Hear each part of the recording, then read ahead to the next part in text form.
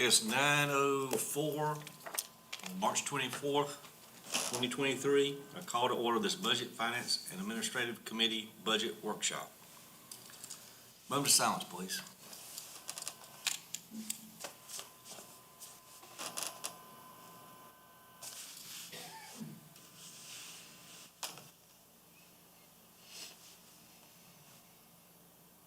Mr. Root? Yes, sir. Pray with me if you'd like to. Dear Father, thank you for this new day, this beautiful new day, and for the breath you give us and that you continue to sustain our lives each day. Help us to be grateful and to be humble, to understand how reliant we are upon you for every good thing, and for us to lean into that throughout the day in this meeting, that you give counsel, Ms. Brock, just clear insight during the budget process today and as it goes through to culmination. Pray that this would be your meeting and that you would let us feel your love through the day. In Jesus' name I pray. Amen. Ms. Stark, will you lead us in the pledge, please? Yes, sir. I pledge allegiance to the flag of the United States of America and to the republic for which it stands, one nation, under God, indivisible, with liberty and justice for all. Is there a motion to approve the March 7th, 2023 regular minutes? So moved. Second. All in favor? Aye. That is for it. Okay. Just a reminder, as the budget process continues, it's each councilman's responsibility to make an appointment with the county administrator to go over any budget line questions that the councilman has. Any Oconee County citizen that has budget line questions should make an appointment with the county administrator to go over those budget line questions. The Budget Committee has met once, this is the second meeting, to discuss the 2022-23 proposed budget. Each council member has ample time to ask questions during these meetings. Our proposed budget increase will reflect growth in our tax base. Correct. Therefore, there is no tax increase in this budget cycle. Correct.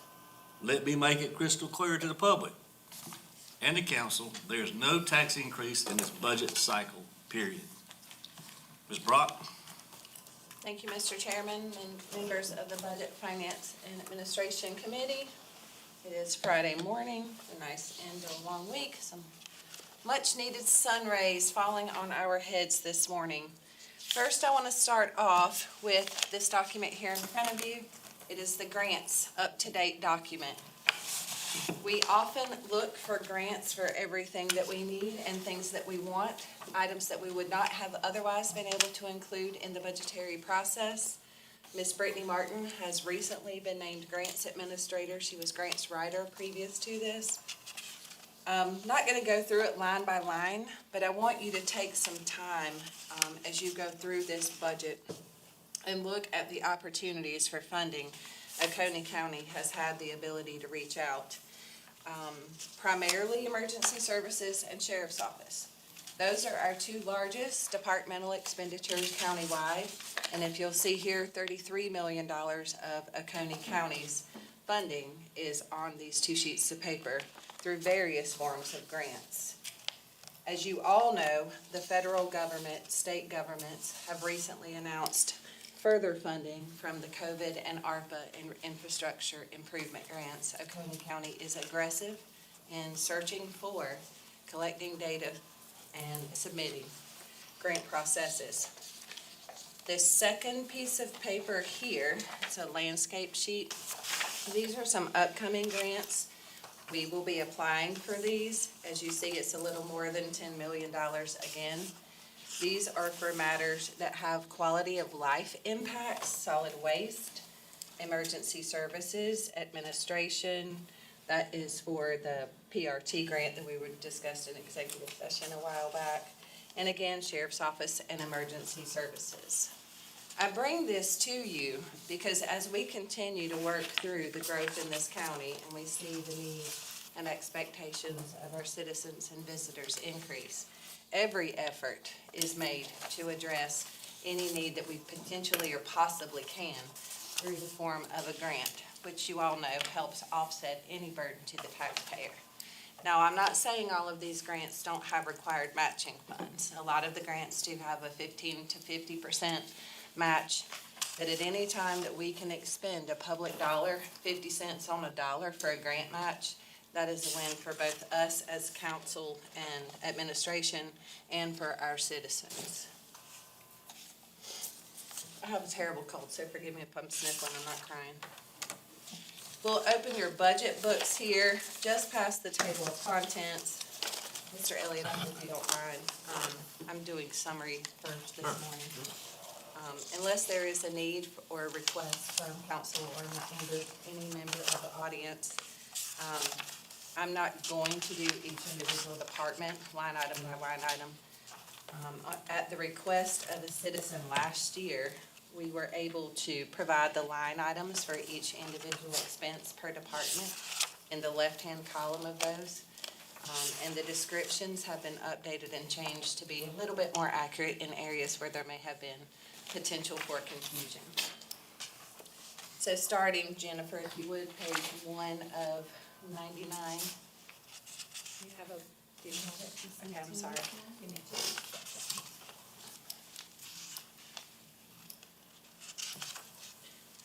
This page is entitled Oconee County General Fund Summary 2023-2024 Budget. I'm going to walk through these specifically because these are categorically where the revenues come from, and then we'll walk through the categorical expenditures as well. So the property tax collections, as you see, are estimated to be $47,437,000, a mild increase over last year. Intergovernmental, an additional 4.5. License permits and fees. This is where we start to see the reflection of the increased cost for solid waste building codes, register of deeds. Solid waste expenditures, as we get to that page, you'll see have increased. You just approved the updated contract for waste management for us to haul our transfer station waste to Homer, Georgia. That increase reflected in $11 per ton. We have not reflected an $11 increase per ton on our fees. We have been able to moderate that out through the other revenue sources within the budget itself. Charges for services is another area that has jumped. That is direct reflect for airport revenues. As you all know, Oconee Regional Airport was closed for the entirety of the football season last year, and those revenues were not reflected base to base for year. Interest and investment income, this one is good news, actually. It does look like there's some stability in the market. Our county treasurer, Mr. Nowell, has assured us that the market has stabled out enough to where we can start realizing some of the investment interest income that we missed for 2 years straight. The total proposed budget, for the 23-24 budget year is $67,072,222. You'll see on the chart on the bottom here, the largest majority of the revenue stream here for Oconee County is property taxes, and the second largest being intergovernmental and fines and services, or license permits and fees, I'm sorry. So the property taxes, I'll have a separate chart for our second budget meeting. That one is very interesting. We are increasing the 6%, which is non-resident, creep up to the 4% for the allocations portion. So it means that residents are paying, last year it was 42% of the real estate residential taxes on homes, and that the 6% was paying 38%. So as far as our residential taxes go, that's a wonderful place for us to be. Second homeowners carry a large burden of the tax base here and don't require year-round services. If we'll go to page 2, y'all stop me if I'm going fast. The general government, these are the expenditures and other financing uses. These kind of parallel the same increases that we're looking at: general government, public safety, transportation, and public works. If you remember in the pre-budget workshop, our estimations for expenditures for the remainder of this year were considerably lower. And that again was due to vacancies. I checked with HR this morning. As of today, we have 53 job openings. That is more than 11% of our workforce. The increases in anticipation for us being able to implement this step and scale are the increases anticipated in the increases for these specific divisions of government. Cultural recreation, Say that again, so the step and scale is where in here? so your step and scale, We're on this page though, that we're on. it's not on this page, but in those costs, we anticipate Okay, being able to fill vacant positions. okay. So our savings that we were looking at, if you remember from our pre-budget workshop, we had 4 departments where we were estimated saving a little over $600,000. That's due to vacancies. If we bring that step and scale up, and hopefully that brings us a recruitment and retention, then those positions would be filled, and that increase reflects both the pay increase and the positions being filled. Okay. Does that make sense? Yep. Okay. That's a great question, though. Culture and recreation, we see go down. This is thanks to accommodations tax. Heads and beds offset tax revenue for citizens. As you all know, at your last council meeting, you approved and appropriated tax funds for certain grants throughout Oconee County. Jen, can we turn that air down just a little bit? Are y'all cold or hot? I'm sorry. For culture and recreation, we're starting to look at ways tax funds can pay for certain expenditures directly related to visitors at the park. So this year, last year was the first year we implemented, this current year, budget year we're in, is the first year that we implemented tax funds being utilized for maintenance at all 3 county parks. So there is no maintenance paid for out of tax dollars. This year, we've taken 50% of all electricity and started paying with tax funds. I don't want to be so aggressive that if something happens and our usership goes down, that we have to reabsorb those funds. So we're going to start inching our way and letting accommodations pay for some of the user-based expenses related to the 3 county parks. Health and welfare. That one went down just a small bit because we initially started the Oconee support line item, making contributions to nonprofit agencies such as Ride to Work, Our Daily Rest, American Red Cross, Rosa Clark. Some of those contributions have lessened over the years because we were able to help those agencies obtain grants otherwise, and we consider that our contribution because they're receiving the same allocation. Economic development, there's just a small increase there. As you know, we did have a complete change in staff other than Mr. Tyler, who has been with us through the change. But Mr.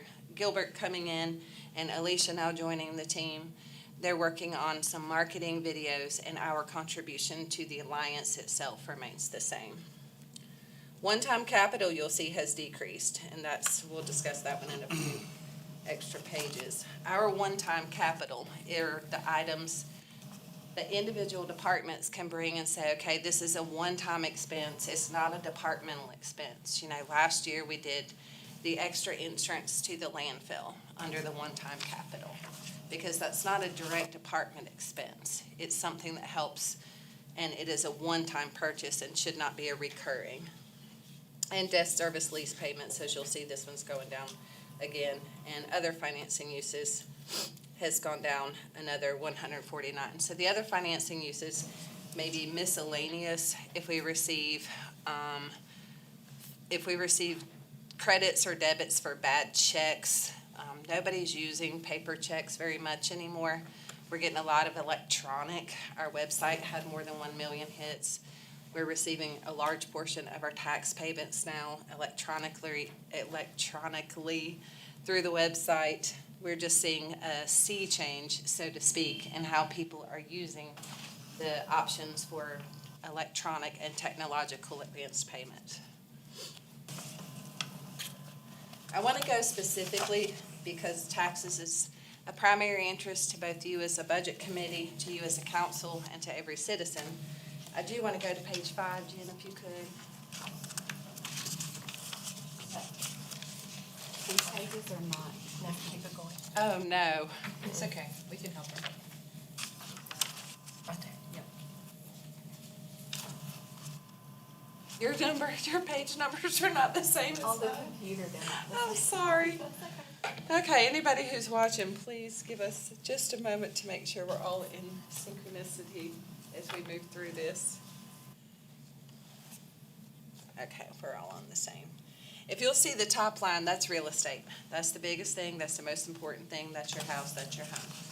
If you'll see here, a little over 1.5 million estimated in increase is marginal, and that's basically our growth.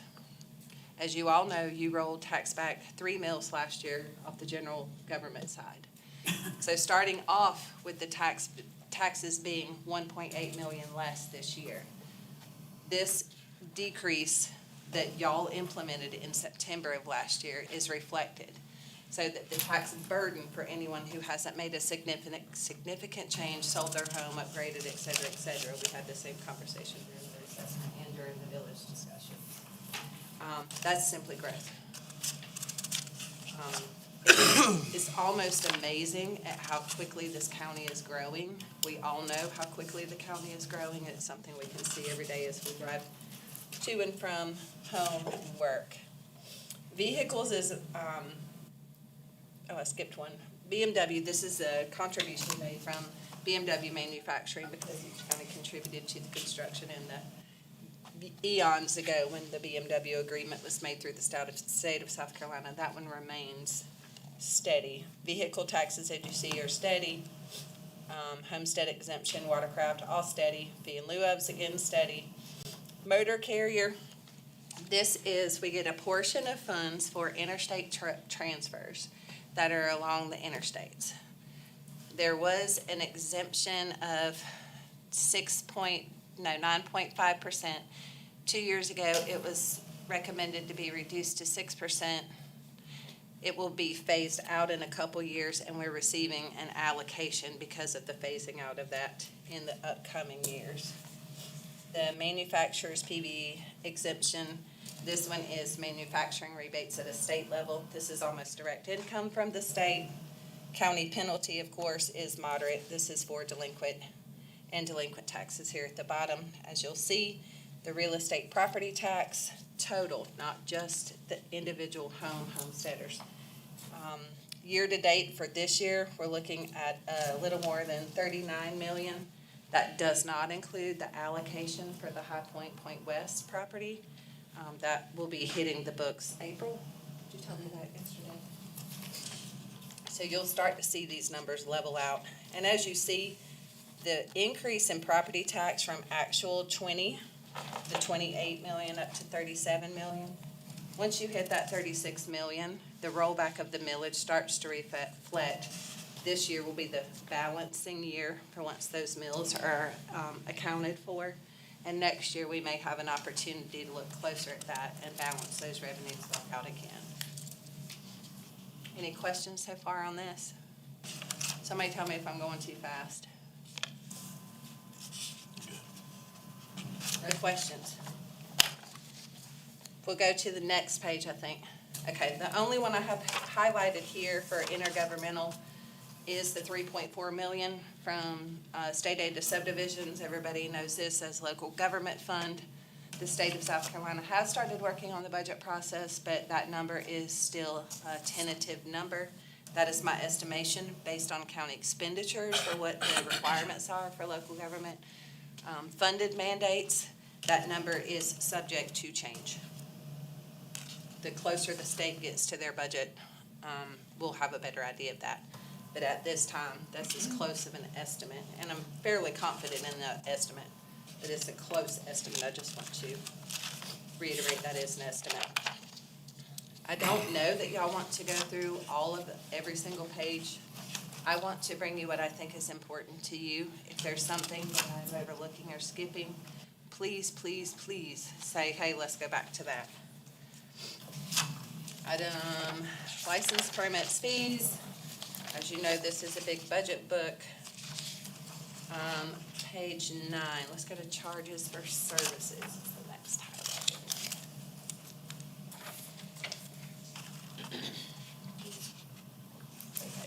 Top mid-page here, where you look at airport avgas or aviation fuel over here, and airport jet fuel. Again, because the runway was closed for an entire season last year, we are looking at recouping those costs and getting back to what is more normal for our revenue generation. I do want to mention that this budget is inclusive of all of council's objectives minus the $1 million allocation, which, as I mentioned to you earlier, that $1 million allocation in grant match for the city of Westminster, my recommendation is for council to hold that fund, and when the grant match request is, that amount of funding can be approved at the time of the request. Explain that again. Put the funds in contingency and otherwise. So this would be a contingency fund. Yes, sir. That would be my recommendation. Anybody have heartburn with that? Anybody, I mean, if we want to put grant funds in, we can certainly do that. We don't have a normal line item for that, which is why I said putting it in a council's contingency fund. So is it in this budget? It is not. It is not. So Jennifer, I don't know how you're gonna find this one. The one-time capital request is where this recommendation is addressed. Well, I had a conversation with Mayor Ramey, I guess, a year ago about this, and probably afford $250,000.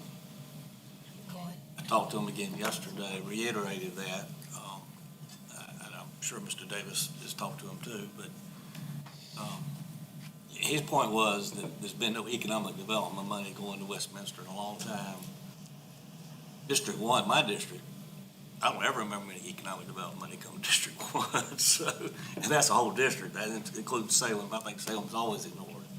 So, you know, I hear what he's saying, but I don't have a lot of sympathy, sorry. I'm totally open to, council discussion. Obviously, we will follow direction of council. That was just the one item from the strategic planning meeting that I did not include as a specific line item because we don't have a grant match division. Sheriff's Office does have a line item for grant matching funds. It's $10,000 usually. I think this year, Sheriff, did we go to 12? Well, I think we went to 12 for emergency services. It's all here in the book, I promise you. I don't have a place for it. I mean, we can make a place for it. We can put it in council contingency, pending, grant award or grant request. However, I don't know much about the grant that they may be applying for. I know yesterday we did receive the copy of the master plan. I asked him to send some information yesterday. Okay.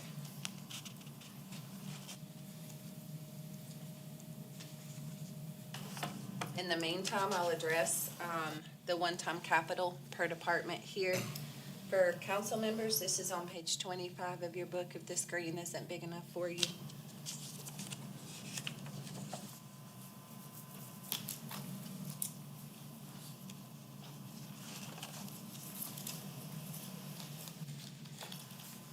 I left the two items at the top highlighted. These are in order of department. The airport for capital paving, this is a grant match, but the county does have to put it in capital, and it does have to be committed and reserved funds for such. This is a grant that we've recently applied for the taxiway rehab. The taxiway is what's sometimes called a parallel runway. The taxiway is where the planes go down the parallel pavement side before they make the turn at the end of 25 to the runway side. As you all know, we have a brand new runway.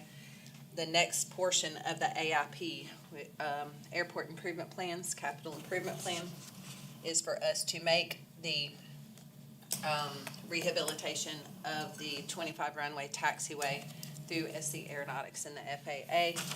The next one is something council has considered and approved in the past. It just did not work out in a timing matter.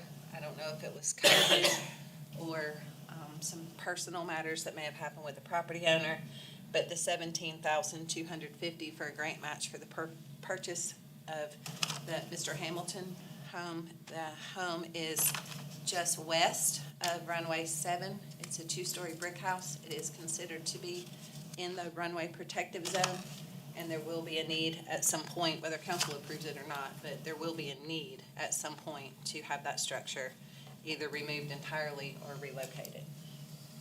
There are grant funds for that. Usually, anything in the RPZ, as you know from the Mount Nebo purchase and the relocation of the road, is a 97% FAA, 2% state, and 3% county. So again, that's pennies on the dollar for these. I don't know if we're gonna hit timing for that one.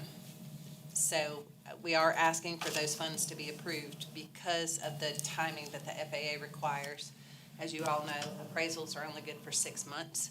That process generally is about 8 months, so we are including that in the budget. The 2 highlighted items here are the apron rehab expansion, which is $340,000 grant match, and the runway 75 and taxiway A lighting. I've left those off of the budget request. Mr. Hart, I'm addressing this one specifically because last year we had to do a budget amendment. I want to make sure that I'm clear this time and not have any confusion. Not blaming you or anything. I don't know if I was clear enough last year. So at this time, we are not eligible for those 2 highlighted grants. We have been told that it is slim to none. We were told the same thing about the runway. I want to make sure that everybody understands if we do get and apply for those grant funds, that there will be a budget amendment required. Now, we can allocate funds for that and kind of hold them or dog-ear them, earmark, but I did not include them in the budget this year because it doesn't seem prudent to approve funds that may or may not be needed. And as you see, that's roughly $400,000, or close to $500,000 actually, that we would have sitting in an allocated amount that may or may not be necessary. We're typically given 90 days notice if we are eligible for a grant. So if that should be the instance for these 2 potential grants, we will bring that back to council for consideration and approval at that time. Communications is our 911 dispatch. We have some off-site 2 towers that need upgrades and repairs. And the Hamilton Career Center needs one final round of technological upgrades. The Hamilton Career Center is the 911 backup center. As you all know, you've approved several allocations over the past several months for that. Next one is Detention Center. Again, grants is coming in beautifully. The body scanner is estimated at $148,000. We are waiting on a grant for that, but that may change by the time we have the next budget meeting. The new camera system for the detention center. The detention center's camera system is original to the construction of the building, and as you all know, you approved, I think it was the last councilman meeting, the upgrades for the Axon body or camera systems for the interview rooms at the sheriff's office. We face the same problem at the detention center.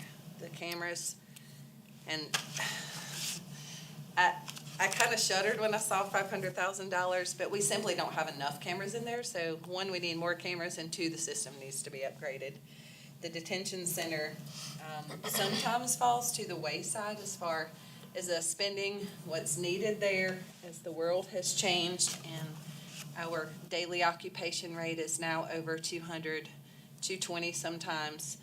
This is necessary because incidences inside the detention center can result in us having a less safe environment for our staff and our officers. The bar screen for the sewer. So there is, we discussed, there is an issue with plastic, food, bags, containers, anything that can come out of concessions that goes through the detention center's waste system ends up going, of course, into a sewer line. That results in a backup at the Flat Rock pump. And we are working with the sewer authority and with the sheriff's office. But the most immediate and cost-effective, and this may be a Band-Aid. We're still working with some engineers on this. This may end up being a Band-Aid, but a Band-Aid that would last a couple of years, is to put a bar screen over the top of it so that that screen can be cleared off and that waste be diverted from the wastewater stream, resulting in there not having to be a grinder put in, because even if we do put a grinder in, it is not biological material that's coming through the line. Therefore, it would have to be cleaned anyway. Our first step here is to include the bar screen, and that can be cleaned manually.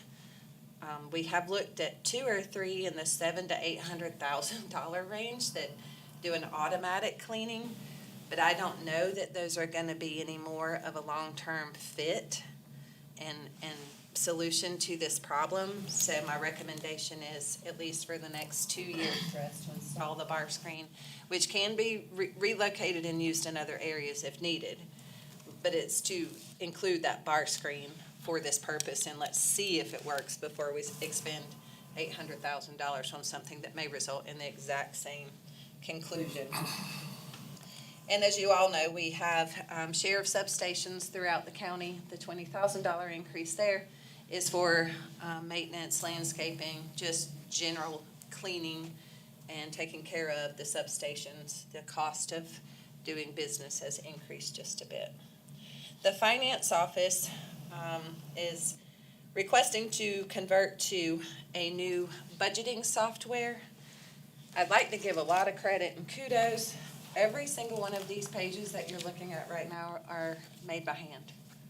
There is no software that does everything that you're looking at. We do it all in-house, and we do, usually 3 or 4 people are doing it. This year we just had 3. Amber's hung in there incredibly well. It's time, as the county evolves, that we upgrade our systems and softwares so that our budgeting can be more transparent. It's called ClearGov. It's on state contract. It's a wonderful software. We have looked at it time and time again, but there is a one-time upfront capital cost for a cloud backup.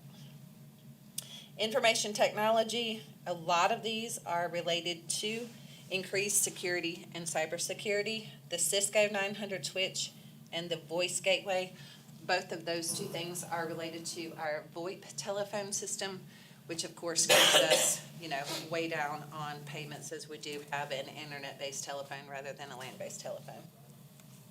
Solid waste. Solid waste has been hit very hard this year. If you'll look down at the bottom for the recommended bond items, there's a considerable amount down there as well.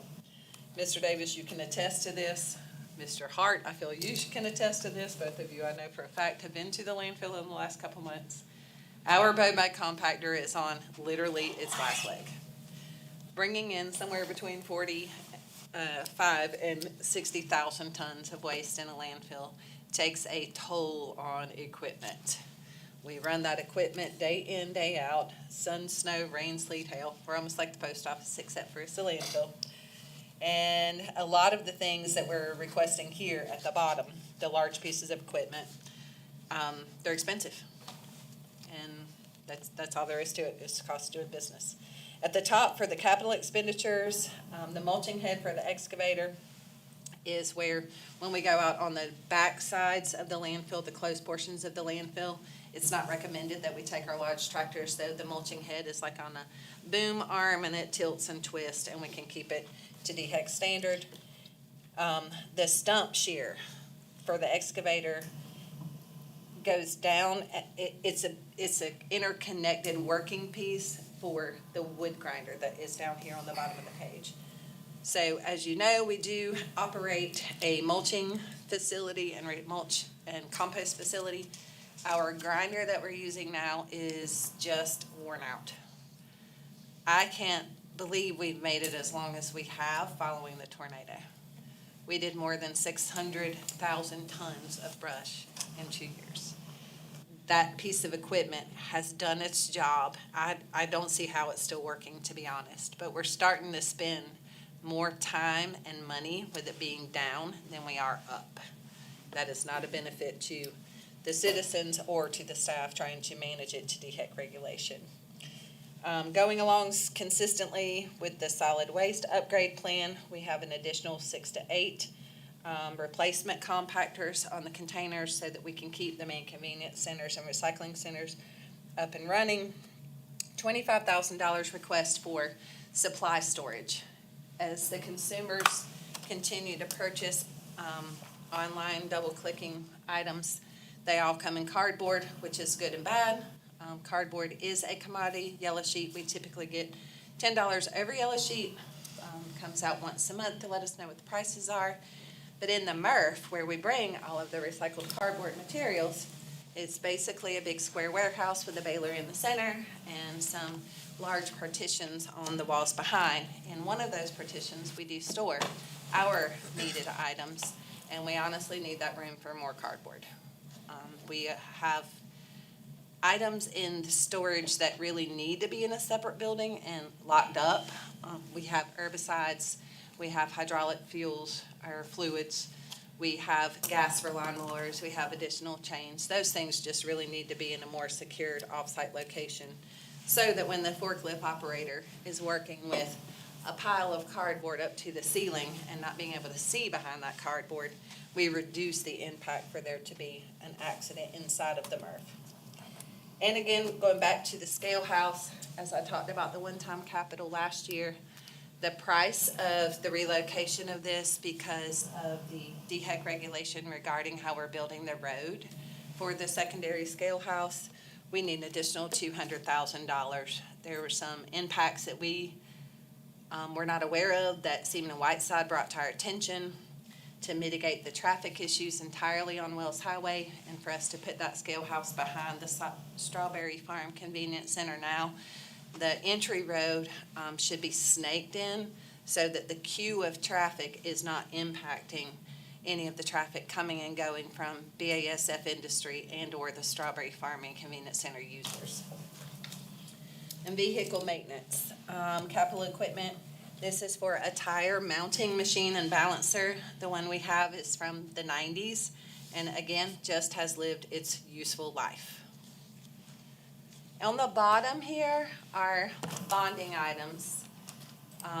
I know that we have discussed bonding in the past, but I'd almost like to take a pause and let's any questions, comments, concerns about the top portion of this page before we move forward.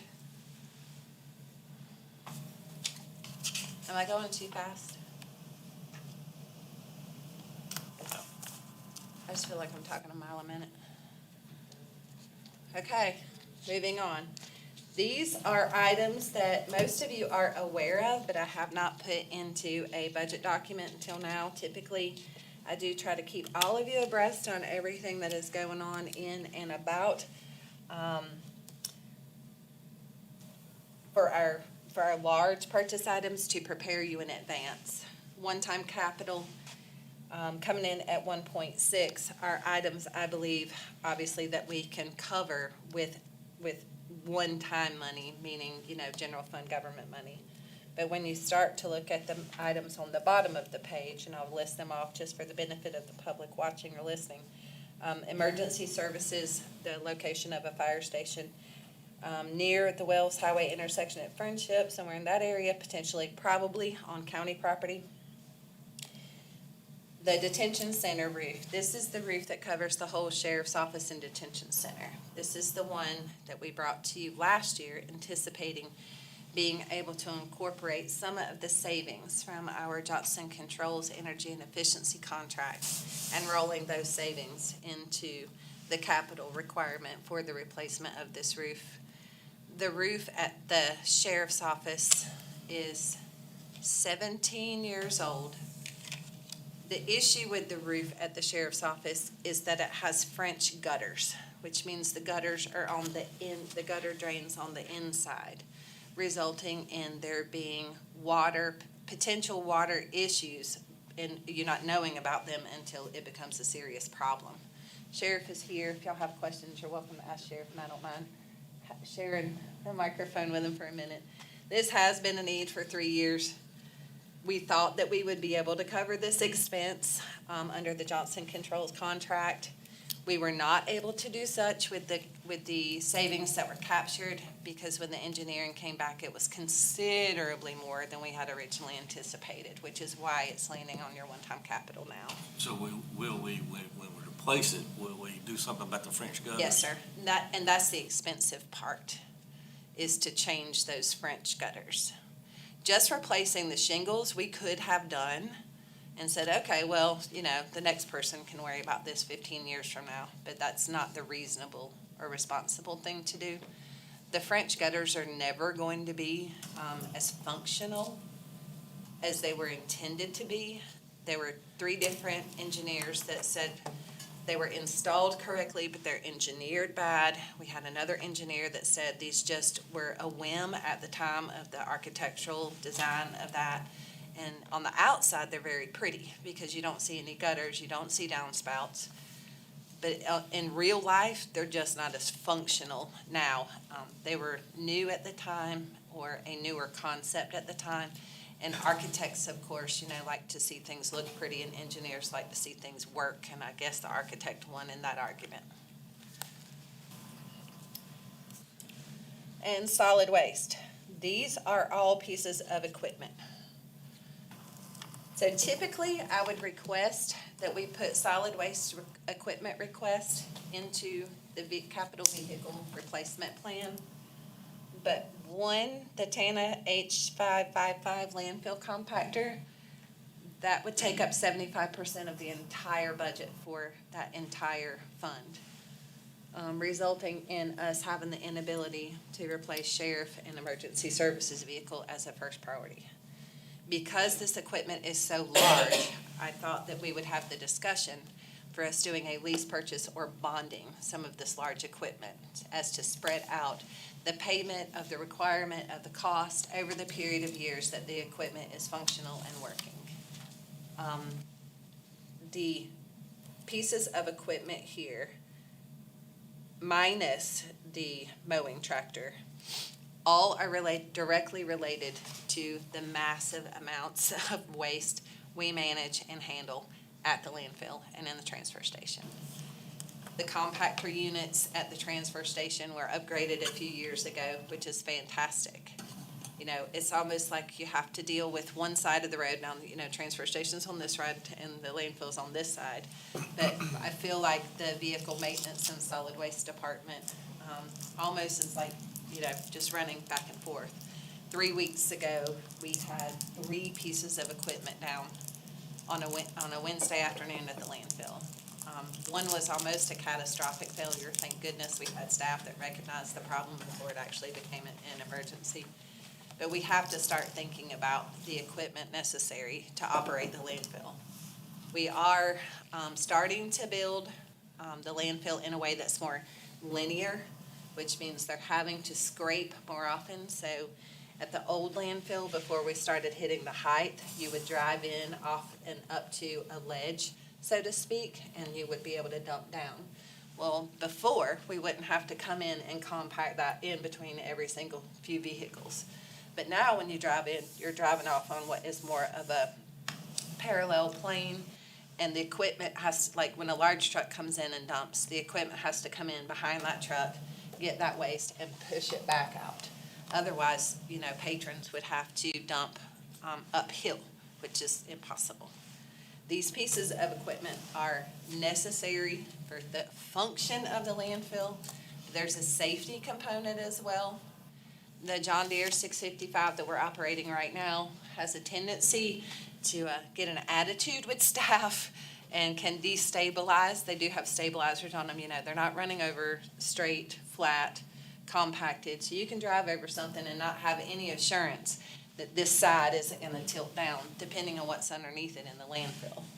So I'd like to take a moment, if y'all would like, to discuss this and what the possible options are for us moving forward.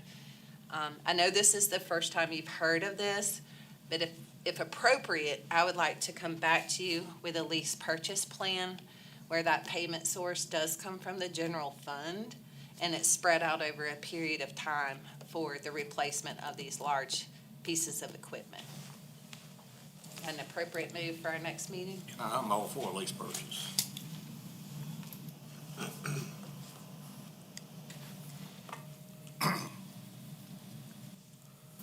Thank you so much. And if it turns out this is not the best option for us, we'll come back with another idea.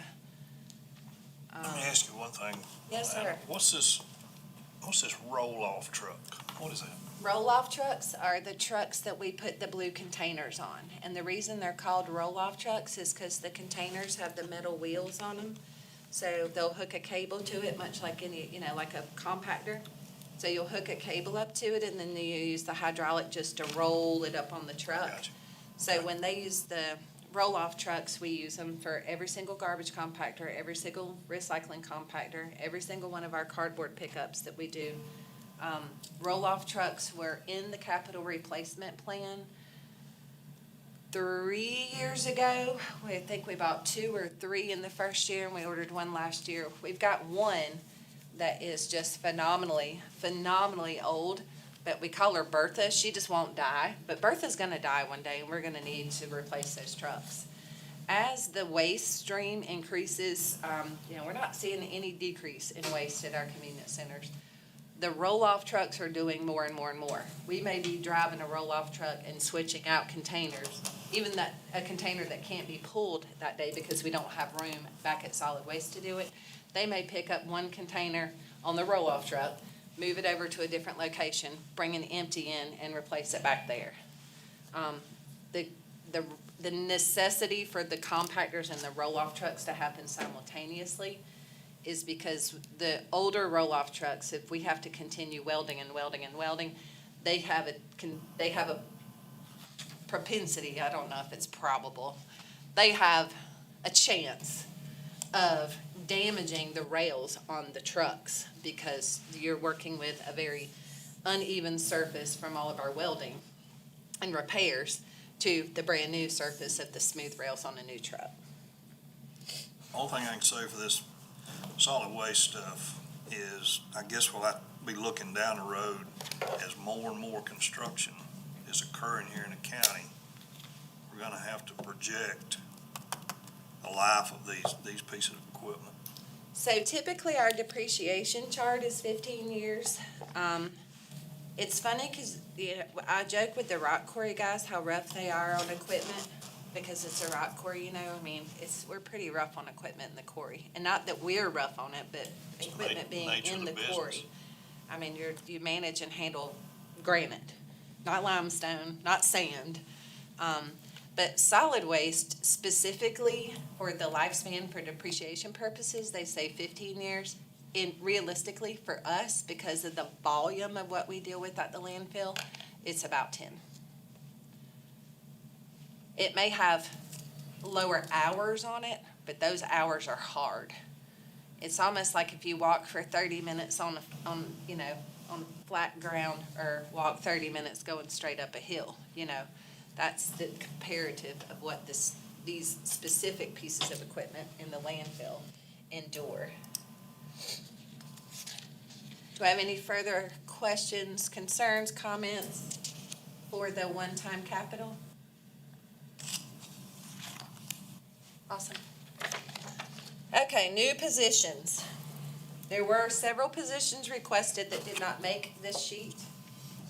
I do believe that with the use of professional funds and or potentially using seasonal staff and or interns. Just a side note, Mr. Elliott, we did submit for the interns for planning yesterday. Good. So there were a total of 51 new positions requested this year. I think with the vacancies that Oconee County has, I think with some restructuring of some of the facilities that we could be discussing in the next few minutes, that those new position requests need to be investigated just a little bit deeper. The ones that did make this round for recommendation, I don't know if you want me to walk through each one of these. I think I'll just verbally go through. Senior probate court clerk, I knew my tongue was gonna get twisted sooner or later. We do have a new elected probate judge. He has diligently worked his first few months and sort of stabilized the records and case files that were either placed in inactive or old files that were never closed out. The need for a court clerk there is that he has appointed 2 associate judges so that we can handle more cases at one time, and there's more than one person able to hear the case at one time.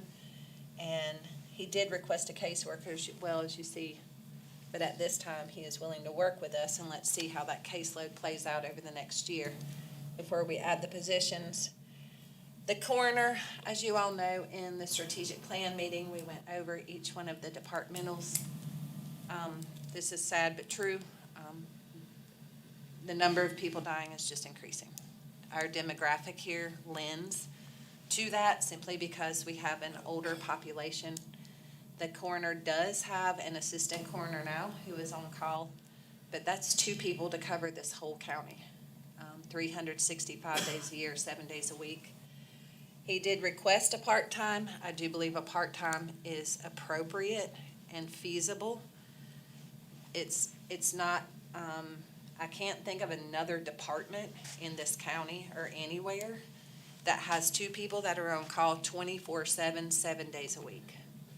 Adding that part-time third person would allow some flexibility for Mr. Addis to have the option to plan for some time off, and for the assistant coroner to be able to work with the part-time coroner to cover that for when he is absent. Library, the community, I skipped one. I skipped 2. Registration and elections. They did request a voter registration specialist. There is a general election coming up this year. They do utilize temporary part-time staff through Staffmark, and at this time, my office is supplying them another temp position to help. I believe that working with the temp positions and volunteers, the poll workers, it would get us through this year. If we're considering the relocation of the voter registration office to the, I hate to do this, but I'm going to the Taj Mahal. I think at that time it would be appropriate for us to plan an office space. As you all know, we have no room. I don't know where we'd put someone else right now, and I feel certain that we can work together with the professional funds to get them the needs that they meet. So I understand we had an audit or whatever. Yesterday. How did that go? Who was that with? Homeland Security, Homeland Security. yes. How'd that go?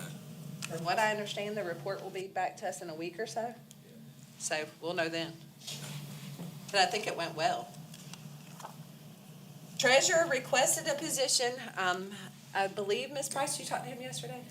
I didn't get him, but Okay. I will today. So the treasurer requested a position, and in his justification for the request for the position, it said to recover a position that was previously cut. I believe, Mr. Elliott, you were on council at that time. I know, Mr. Davis, that you were. Mr. Hart, I cannot remember. I'm pretty sure you were. So there was movement by council, I'm going to say in January of 2017, to cut 15 positions across the board throughout the county. And one of those positions identified by council at that time was treasurer's position. Well, as you know, the treasurer is elected, and he opted not to cut that position. So he did not lose the position that was cut. It was funded through funds within his department, and to my knowledge, elected officials are allowed to administer funds throughout their departments so long as they don't go over the allotted funding approved by council. Same. Also, I'm doing Verbatim. well this morning, huh? Okay. This coffee's helping. So that position was not cut. Now, if he needs an additional position after that, I'd like to sit down and talk with him and let's figure out what that position is. But I believe that once he realizes that position itself was not cut, he may be fine with that. The library, the reason I didn't fund this one is the Community Resource Associate. This is one of those on our grants master list here. We do have a community resource person. Essentially, I don't want y'all to be confused by what this is called. It's simply a counselor. It's a mental health counselor that we placed in a library on a grant, and she has impacted so far 29 lives And we've got that grant extended. We're working through that process to get that funding through 2025. So that's just one resource Oconee County General Fund will not be having to cover. For finance, the conversion of an accounting technician from part-time to full-time.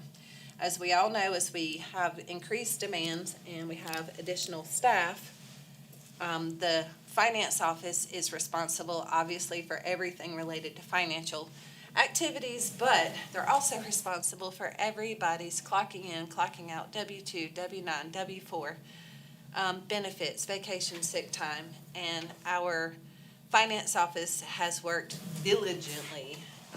We are now on our third software for time and attendance. We keep getting better and better and better, but it does get to the point where a machine simply can't do what a person can do. And the part-time person is awesome. She works very well within the office environment, and we are requesting that that position be transferred to a full-time. I'm not going to go through the individual ones at Fire and Emergency Services because all of these were discussed last year. As you see, captain, engineer, and firefighters. Well, we'll discuss the first top one. So, Oconee County, we're required to do annual inspections for operations and efficiencies within all emergency services, trucks, and apparatus.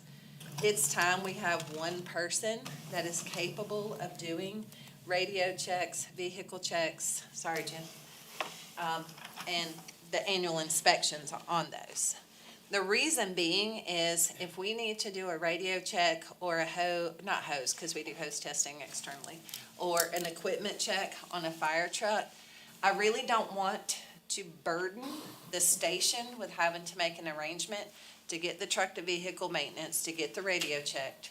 If you think about a fire truck in Toccoa, if you think of a fire truck at the Cliffs, if you think of a fire truck at Corinth, all of them having to drive way to the center of this county, when we can have one person that is certified and authorized to do all of the above inspections and checklist and get in a vehicle and leave that fire apparatus in the district that it is placed in.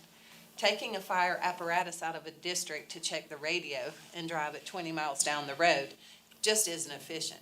It doesn't make sense. Vehicle maintenance has been doing this for a period of years, and they do a fine job.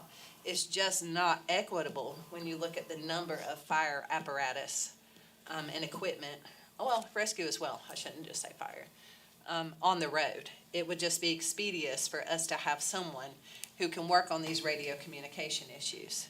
Currently, we work hand in hand with the Sheriff's Office through Communications Department for our radio needs, and I'm sure the Sheriff will tell you, they have their own needs.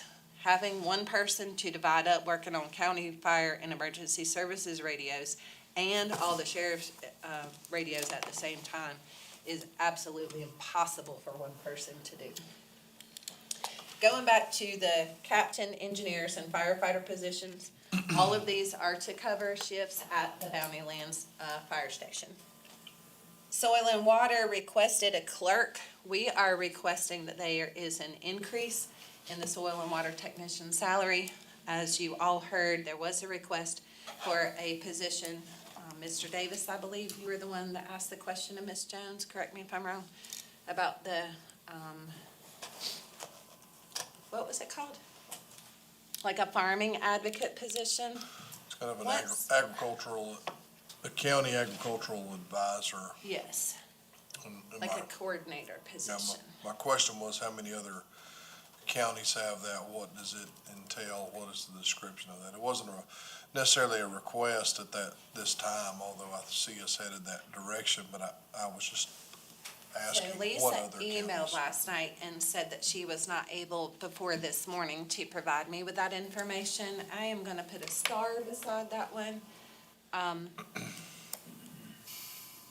Other than soil and water, I don't know where that position would go, and soil and water, being a conservation district position, could probably, it would make more sense and be more fluid instead of it being in the planning office. The planning office is the office of liaison for the Ag Advisory Board. So if we start to see some momentum and changes on how these things are working and how they work together, we may bring back to you a request with a plan for that. But being as we don't have a plan for that, I did not think it was prudent to make that request. The three I know about, I'm sorry. Would this not be a duplication? Doesn't the state furnish us already with the ag department? Yes, sir, we do have the Clemson Extension Office. That provide the same service you're talking about now?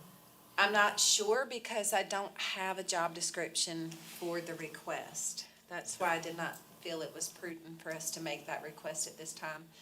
We don't have a solid plan for that. As you know, the presentation was just at the last council meeting, which left us very little time to come up with a functional and efficiency plan that would benefit the agricultural community and have a function here in government.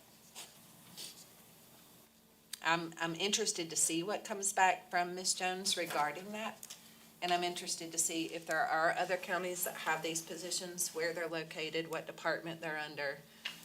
I'd like to see a job description, honestly. The two I know about are in economic development, which is interesting, but, I mean, it is an industry, It is. so, Agribusiness is business. and they do work along with the state agricultural as well as that, so, obviously, those people are stretched pretty thin, but that's what I have seen. Is there a definite need for it? Maybe.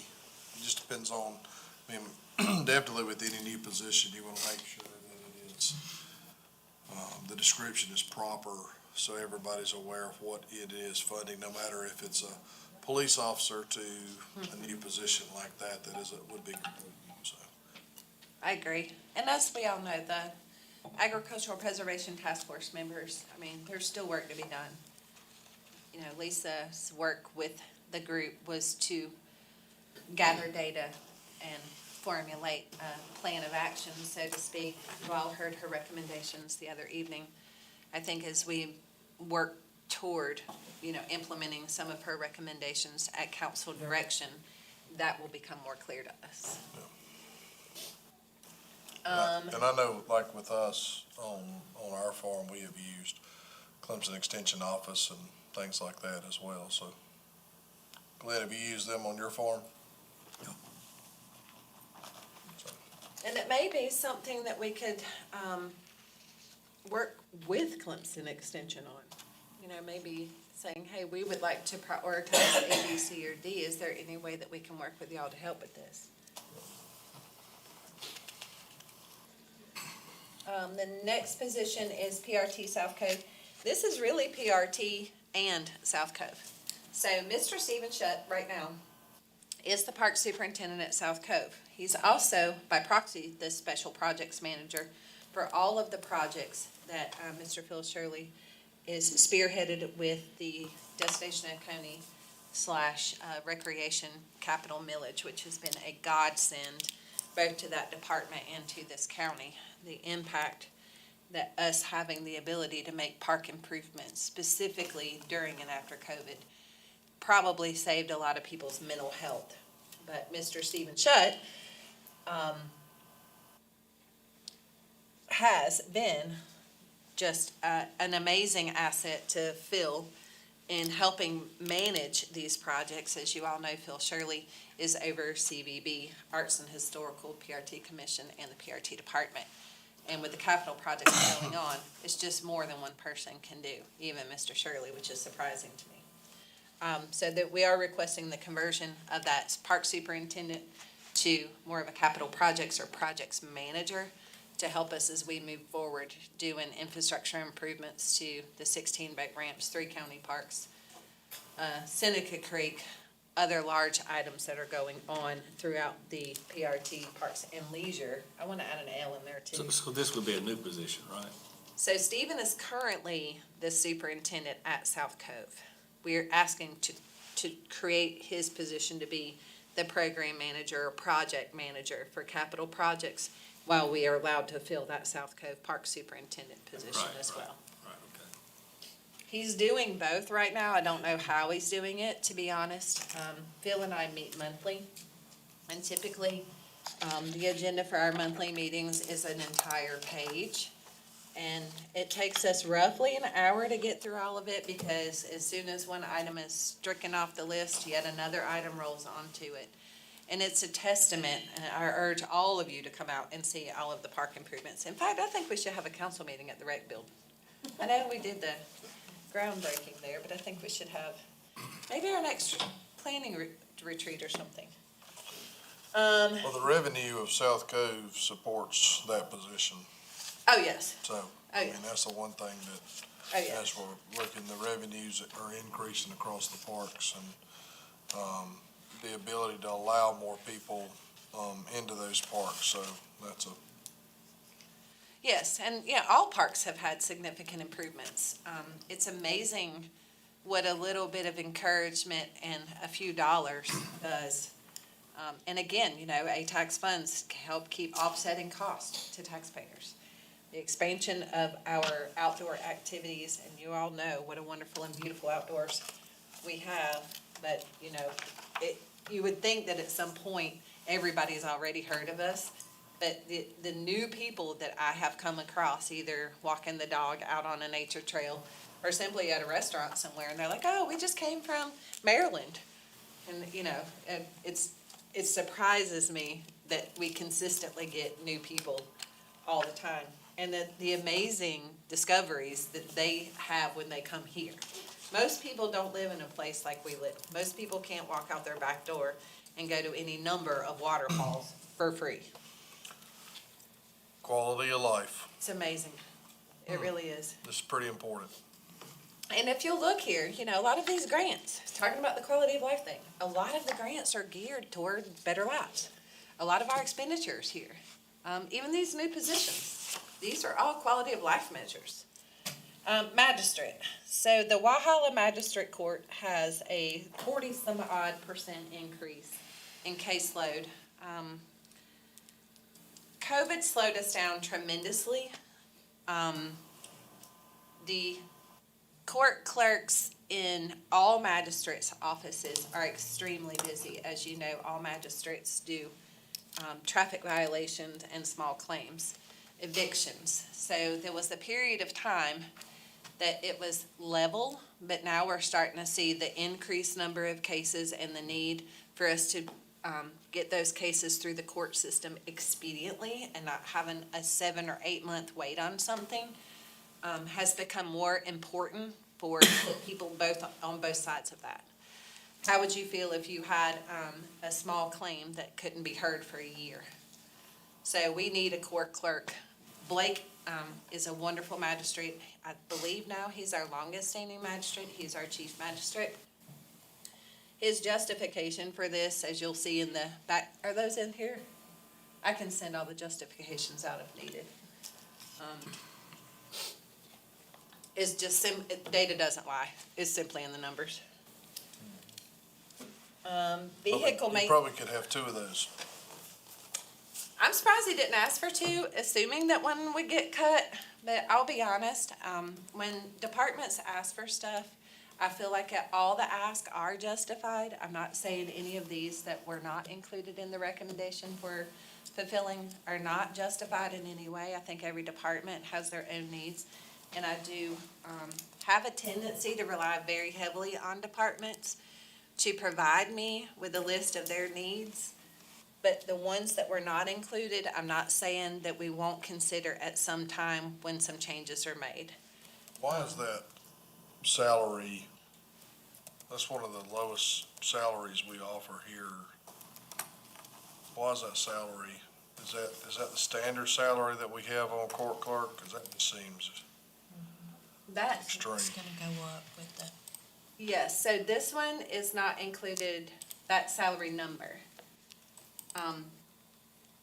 Is not reflective of the step and scale, Okay. correct? What would so is that the correct number or would it be 30? as of right now, that starting pay is 31,076. Okay, Because step and scale has not been approved. okay. Now, all of this will be updated once approvals are made.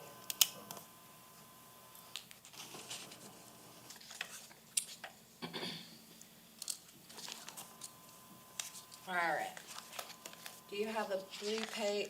Does anybody have questions on the position? Comments, So, concerns? without including that last one, because it's funded by ATAX, right?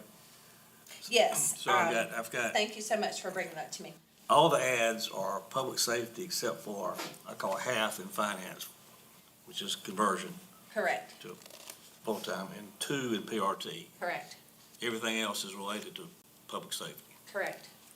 Just wanted to get that out for everybody to understand. Correct. Not adding a bunch of jobs except in public safety, where we need them. We do. Yeah, okay. We do. And the sheriff and I talked, and I know the sheriff came to y'all during strategic plan. Until we can fill some of the vacancies that we have, again, as of today, we have 53. More than 40% of those are in law enforcement and public safety in some manner. So we're talking, at least 28 jobs. So until we can start filling some of these and having a recruitment retention plan, our turnover is 5 years and less is pretty high. After 5 years or so, once you have a taste of the good life of working for the county and having that heart of a public servant, it's a good place to work. This is a really good place to work. And we have an immaculate group of people working here. But in that first 5 years, the turnover hits hard. So until we can start filling some of these positions, and that's why I said only the truly necessary ones I put in for recommendation off the bat. Until we can fill positions and stabilize ourselves out a little bit, I don't know that we need to add a lot more than the requirements of primary public safety.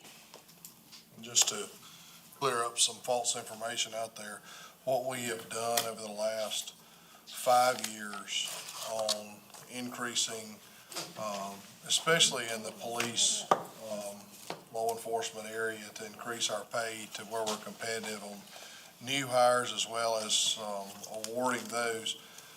We've had some substantial increases in investments in that were not done by prior councils, so I'm very appreciative of this council set up there. Mr. Elliott's been a part of that, Mr. Hart's been a part of that, I've been a part of that. Mr. Mize has brought up some very good numbers as we've worked towards that. So I know that the sheriff's office is very appreciative of that. I know we need more work that needs to be done.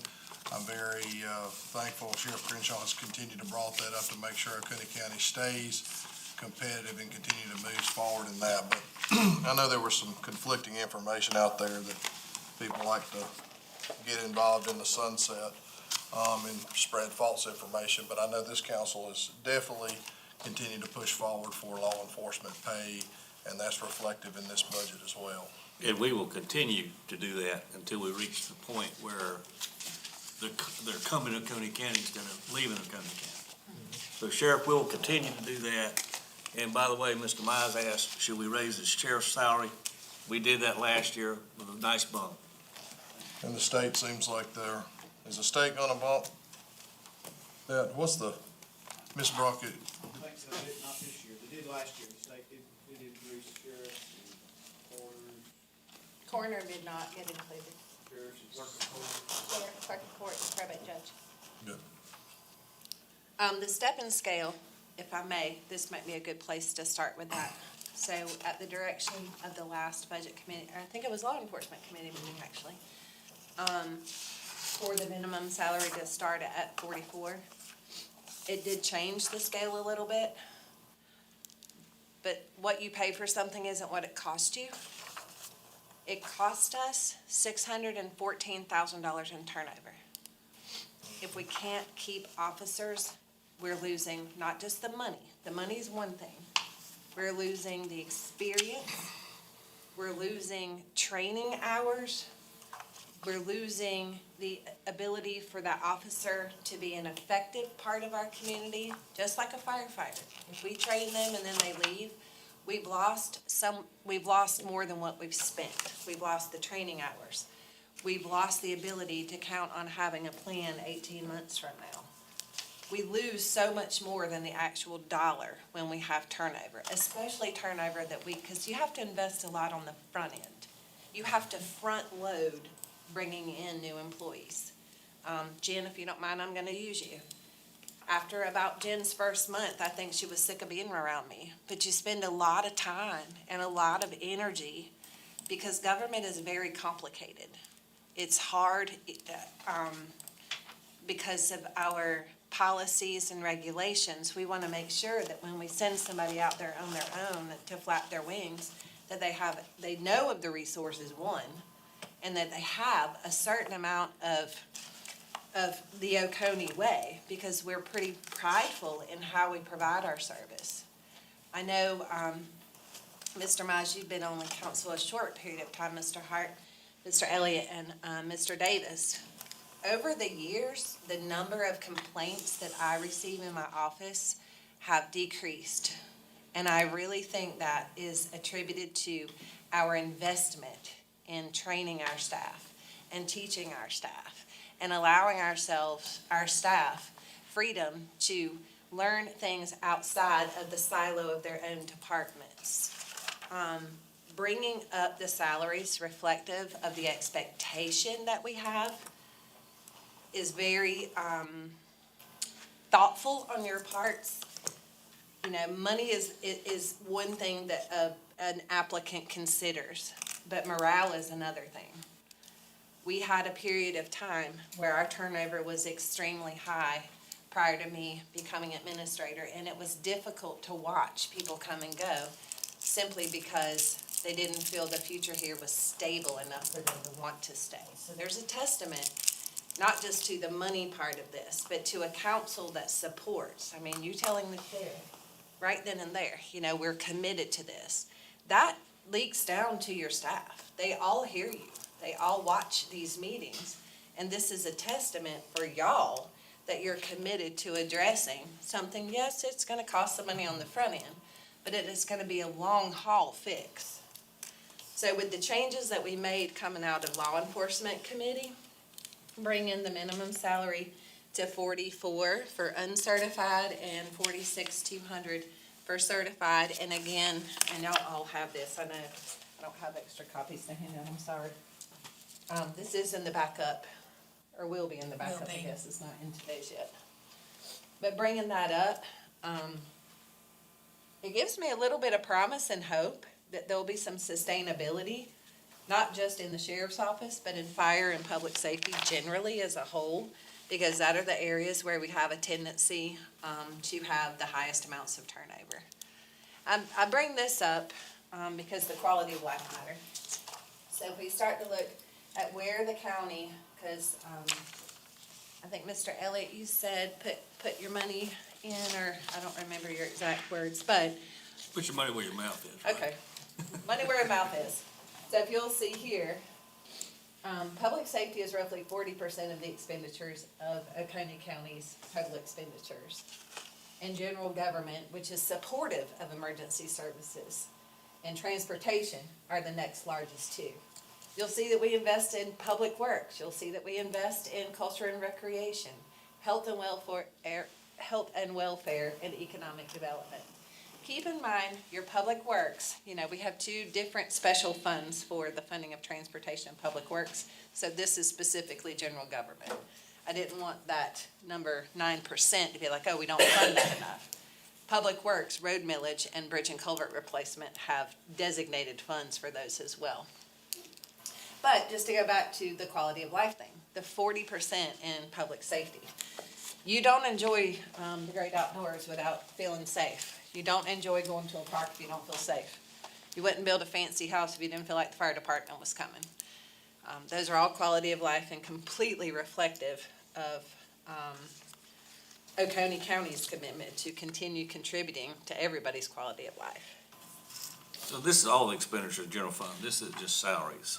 That's correct. Because That's I correct. suspect salary-wise, public safety may be even more.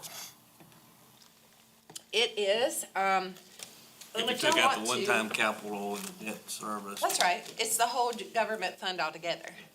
Yeah. Salaries are a large portion of every department expenditure on the public safety side. Salaries and equipment, you know, you'll see some increases as you go through each one of the departmental pages. Again, if y'all want to go through those today, I have no problem doing such. I just did not know that y'all wanted to go through 99 pages line by line. What I am urging you to do, I gave you a pack of sticky notes that look like this. Please take your time, go through those things. Anybody has anything at any time, I'm always here, open and available. The one thing I do want to go over today, Jen, I don't know what page is this for you, but for me it's 17. We, fee schedule, because we do charge fees for services. Ms. Brown, Yes, sir? we've been going at it about an hour and a half. Does anyone need to take a break? A motion for 5, Second? All in favor? Aye. 10:30. Yep, 10:30. Sorry, I'm chatty Cathy.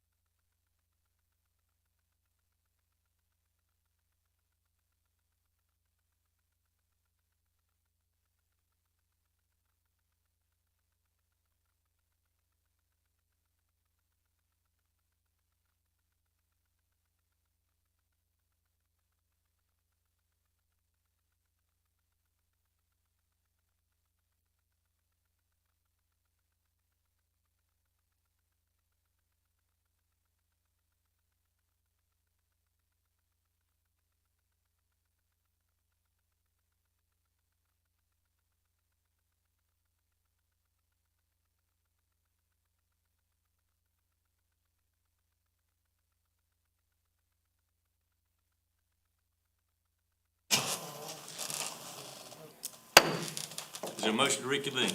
Motion. Second. All in favor? Aye. Aye. Okay, Ms. Brock. Thank you, Mr. Chairman, members of the Budget Finance Administration Committee. Picking up where we left off, I do want to start again and briefly go through the schedule of fees for this year.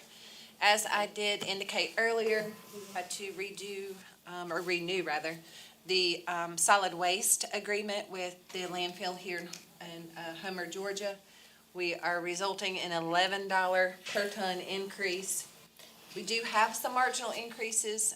Those are highlighted in red on your fee schedule. Are the tabs in the books? Okay, so it'll be page 17 for council members. I'm gonna go through these super quick, if y'all don't mind. If I go too fast, please feel at any time to tell me to slow down, stop, reverse, or simply stop. Copies, this is 50 cents.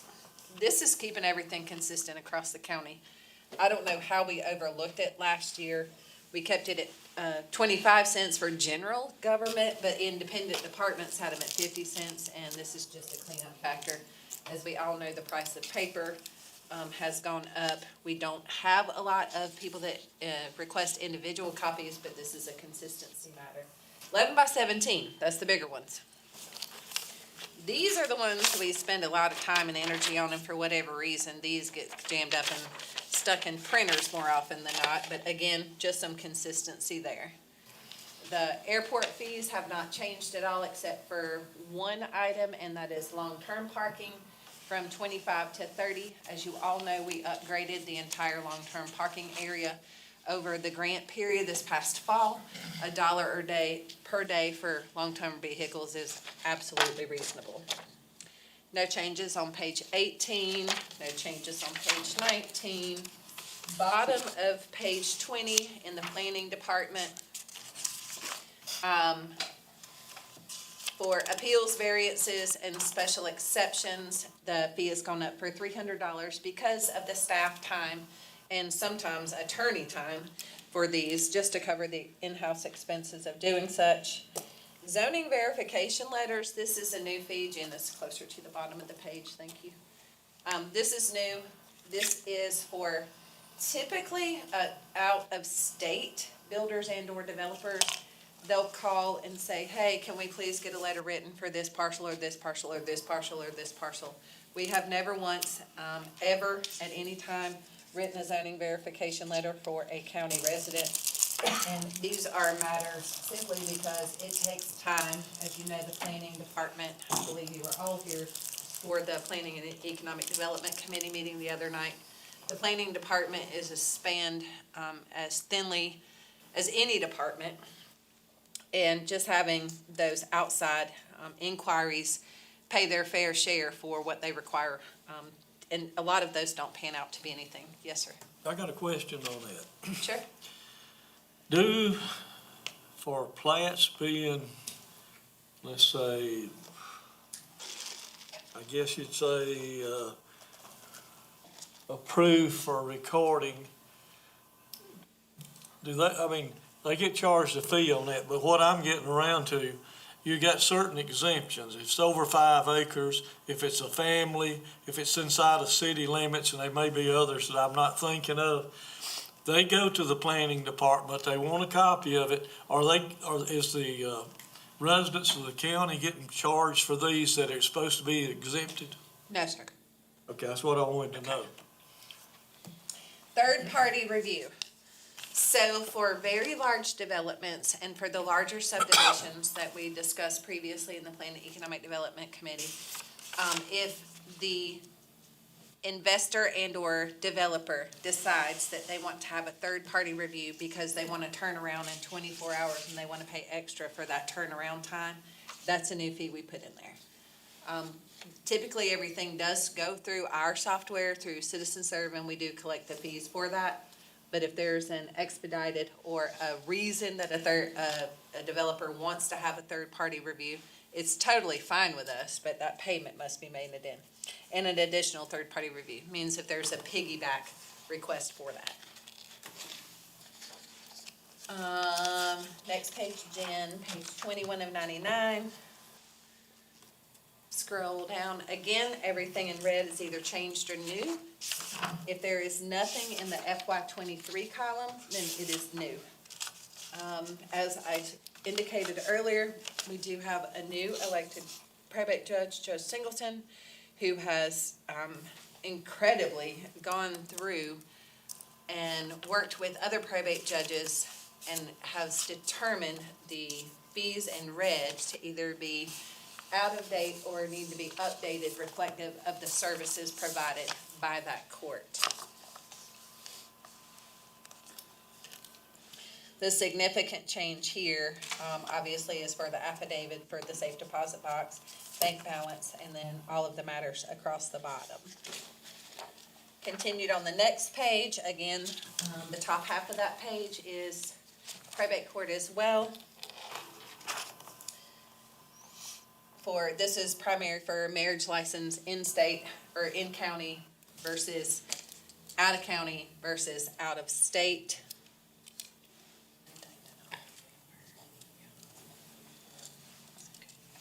Any questions, comments, concerns on the probate side? Okay, continuing on to page 23, middle of the page, Department Rock Quarry. As we all know, we are one of several quarries in our area. We are still by far, the lowest per ton for any and all product across the board. Amber, I'm gonna make a note, we need to fix these colors. We just noticed. Thank you. No problem. So I do wanna make a note, we have an oversight here. Some of the items in red are not changed and some of the items in black are changed. This is human error in Oconee County, like everywhere else, employees human beings, and human beings are prone to err. So I am gonna go through these individually because they are not color-coded correctly, and I just wanna have the verbal portion of this on the record. Of course, this document is in backup, again, is page 23. We're requesting an increase of $2 per ton for number 1 crusher run. Number 2 crusher run remains the same, $1 per ton for number 3 surge stone, which is the one that's just a bit larger than 57. 4-inch screenings, lowering to $6 per ton. $2 per ton requested increase for number 57 stone. We believe that this may stabilize out some of that out-of-county demand and allow for some in-county residents and businesses to be able to have greater access to that, because it may not be worthwhile to drive from Dillon or Darlington or Florence counties to come here for 57. Do we not charge a surcharge for out of county or out of state? We did a lot of research. That's a great question. I actually pioneered that thought a couple years ago. So when we have companies coming in, I'm gonna pick business X. I am a contractor. I'm building a house in Oconee County, but my business is in another county. Who pays it? If it's an increase, it goes to resident. Correct. We talked about rock quarry cards to where in-county, when you go and apply for a builder's permit or a job or whatever that way, there's usually a permit entailed to it, that individual or that trucking group would hold that flyer, whatever it may be, whatever council, whatever administrative determined it may be, and when they go to apply, when they go to pay, they would show that. If they didn't show that, then they would be charged the out of town fee. We talked about the same thing with solid waste as well.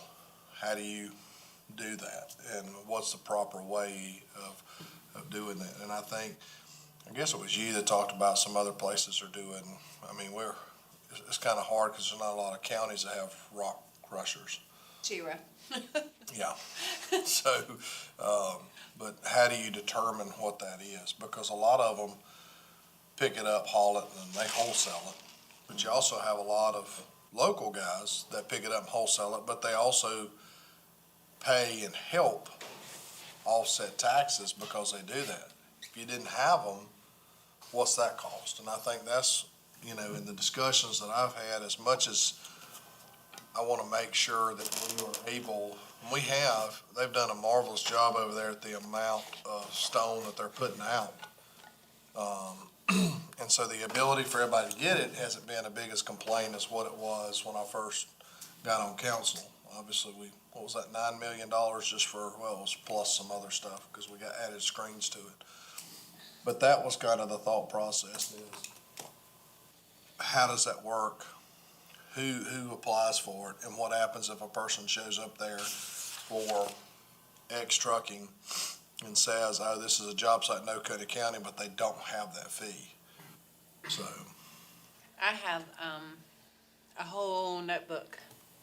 Rock Quarry staff, me, finance, anybody that would listen to me or give me an idea. I'm like, hey, talk to me about how you would perceive this. As I said at one of our previous meetings, all the simple problems have already been fixed. We're not necessarily have a problem, let me say that. And we do rely heavily on out-of-state revenue. It's almost like you're at a catch-22 though.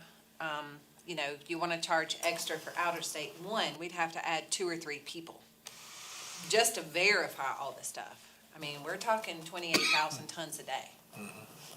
The verification process alone would be enormous. Not that it's impossible or bad, but to implement something like that, I hesitate saying this, but we're gonna turn honest people dishonest if we're not careful.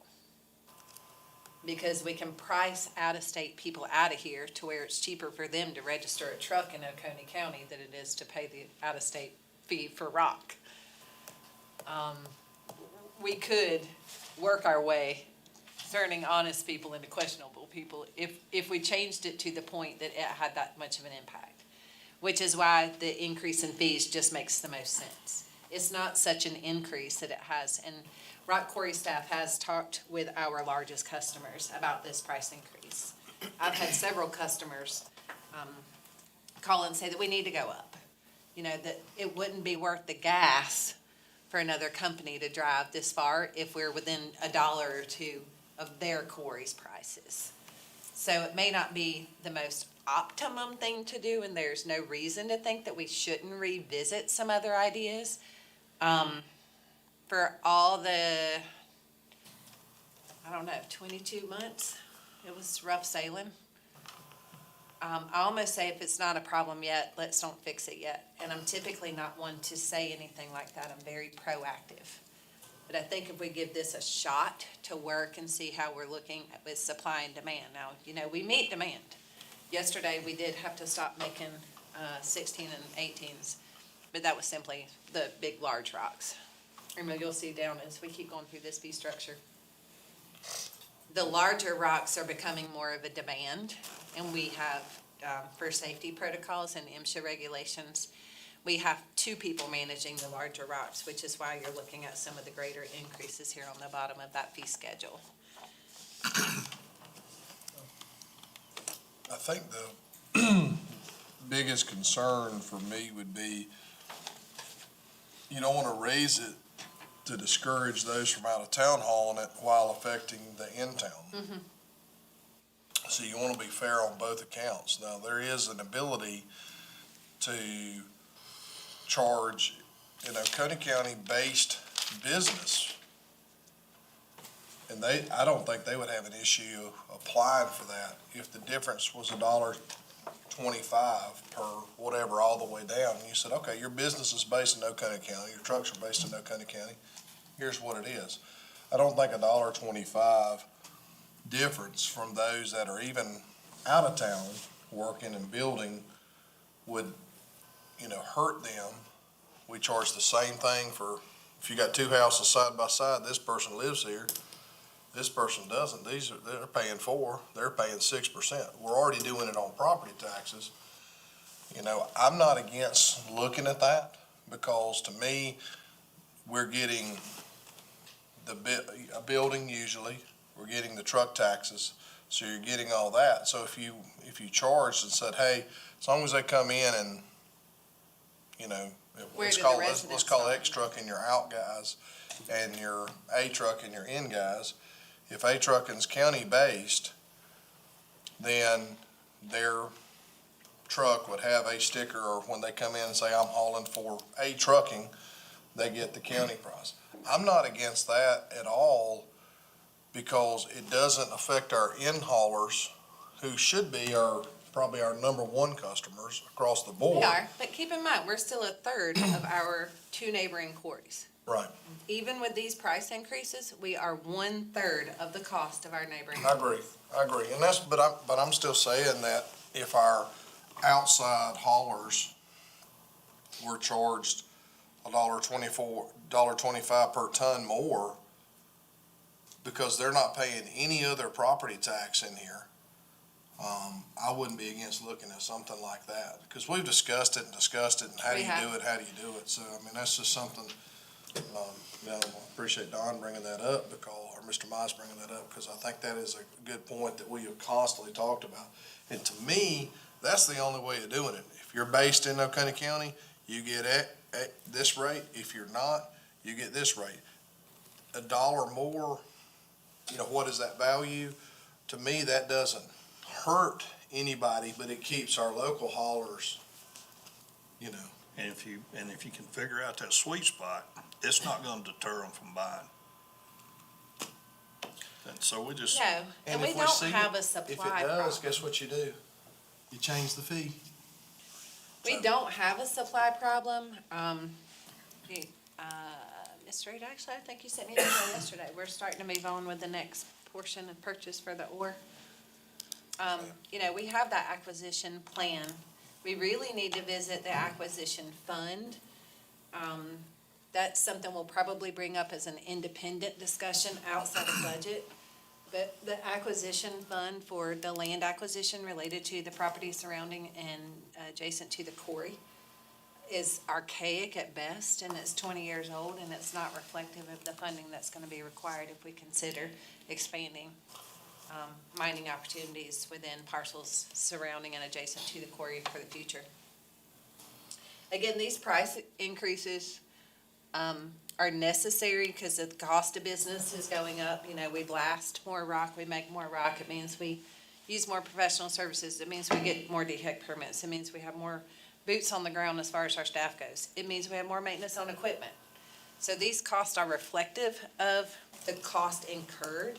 Now, there is a small quote-unquote profit built into these. As you know, Rock Quarry is an enterprise fund, and that enterprise fund does provide $1 million back to the general fund to help offset any tax burden to the resident of the county. If y'all would like to talk about some out-of-state options, if it's okay, I'd really prefer us do a budget amendment for that, if we're going to be doing that, because I want to allow staff, Mr. Root and the quarry staff, to work with us on how to implement that process so that we're not haste makes waste. I'd rather give us the time and opportunity to do maybe out-of-state decals or out-of-county decals, because I believe that that is an option for us to do. We would just need to make sure that the software could handle two different types for the product list that we have, and that our staff would have, because it is an enterprise fund, we have to do independent auditing on the quarry, so we would have to make sure that we could set that up accounting-wise to be implemented in a proper and effective way, and not have moments of, oh, we didn't think of that. Trying to implement a change like that, I like the idea personally, and as administrator, I like the idea, because again, it's just a layer of protection for citizens and local business. Well, and we can use that out-of-county revenue on equipment. I mean, we can allot that funding and say, hey, Absolutely. if that's $100,000 or $200,000 a year, we can designate that directly back to equipment. We're running that equipment hard. They've got it under control, which has been great. I know it took some time, but I know there's going to be more breakdowns and upkeep, and Yeah, and that's one of that is just evolutionary. I think day before yesterday, we we had an afternoon where we had to do unscheduled and unplanned equipment maintenance. Because just when you get to a certain amount of tons running on that piece of equipment, you know, Oconee County's got quite an investment in the piece of equipment. And it's responsible for us to say, whoa, whoa, whoa, it's time to do maintenance on that.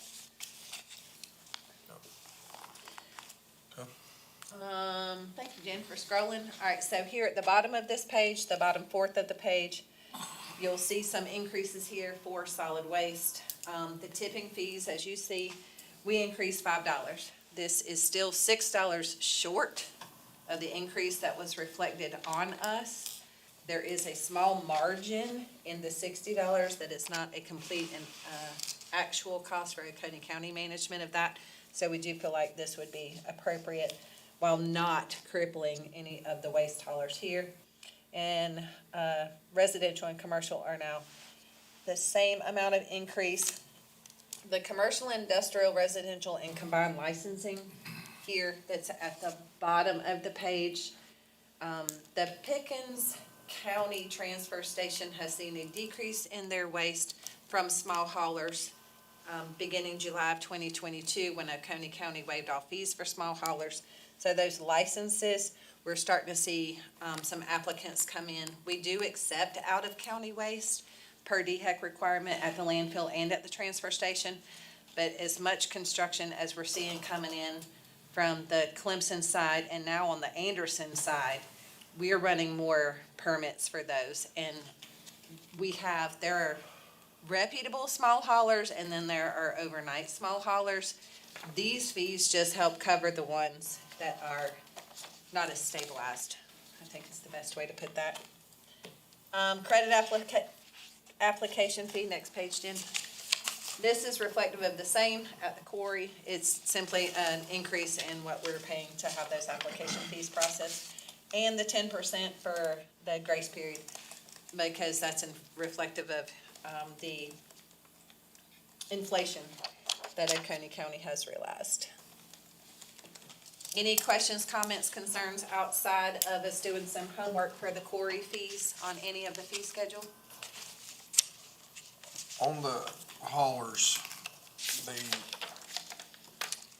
increase that we're seeing, and this has been going on the last 3 years, some of them are picking up stuff in Oconee County on those outskirts coming in this way. But this is kind of a Rockaway discussion as well. I mean, it kind of comes that same fee. Our tipping fees that we're charging them to dump is less than what other people, and we're the closest one to a lot of them. But our fees to haul to Homer, Georgia have increased. But we're absorbing those in other costs, which is good because it's not going back to there. But if we're not raising those fees toward those, I mean, how do you go through that? To me, it goes back into your based in Oconee County business. And and I'm not trying to say that because you live in Pickens County, you don't do business in Oconee County, but we just have to make sure that the cost, especially with garbage, because that's gonna continue to rise, that we're not taking our Oconee County tax base and floating that. And obviously those businesses are honestly, are booming based on the amount of trucks you see rolling around here, and continuing to expand, and they're providing a great service. But when you're based in Oconee County and you're charged the same as somebody in Anderson County, is that fair? So there's no way to differentiate that. So when these small companies set up their truck routes, they do not set their GPS to a county line and then do a U-turn when they get to the county line. They set their GPS to Highway 178, and they drive up 178 and they pick up all the garbage, and then they drive back. They could care less where the county line is. Oh, I agree. And typically, those agencies don't charge by the ton, so there's no incentive for them to figure out what ton comes from where. You have a either residential container, it's X dollars per month. You have a commercial container, it's X dollars per month. You have a recycling container, it's X dollars per month.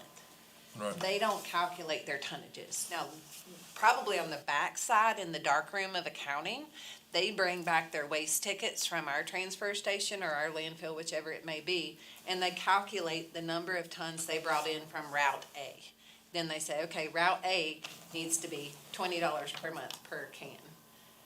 I know we had lengthy discussions last year during the budget process about hauling from other counties. As much as it would be ideal for us to have that information, where the waste is coming from, there's no way. And, I mean, even if they wanted to, it means they would have to drive to the county line, come back and dump in the transfer station, start from zero, tear out, and tear, T-A-R-E, not tear, long fork, two wheels. But they'd have to go back out, cross the county line, and restart that route. That wouldn't be efficient or cost-effective for any of the haulers. Yeah.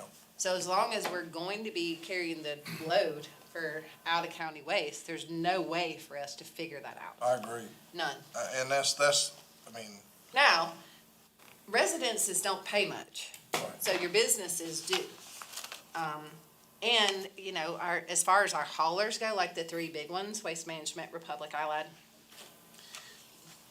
our price per ton is still cheaper than going to Welford, which is their next closest landfill, or 12 Rivers, whatever they call it now. Yeah. And I think under this current budget cycle, we're fine. We just have to watch that. If Homer, Georgia throws something astronomical at us, you know. $11 per ton made me sit down, and I'm a stander. So are we paying like $2.5 million a year now? So, We just have to watch it. So, Mr. Davis, we talked several years ago about options going forward. We might need to talk about that again in the law enforcement and safety, health and welfare. Because if they keep going up, I mean, you know. So we we're need to locked find into the 5-year term now, I believe. If I'm I not was- mistaken. I was pleased that they gave us that. So the next one was like 14 something. That's what, like I said, it's just something for council to continue to watch. Because if we're accepting a whole lot of out-of-county trash, because, We are.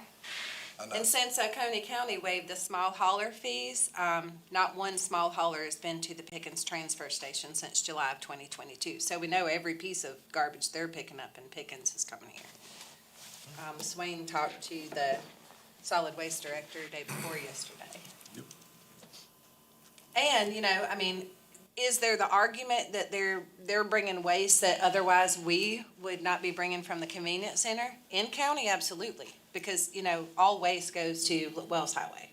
However it gets there, it all ends up there.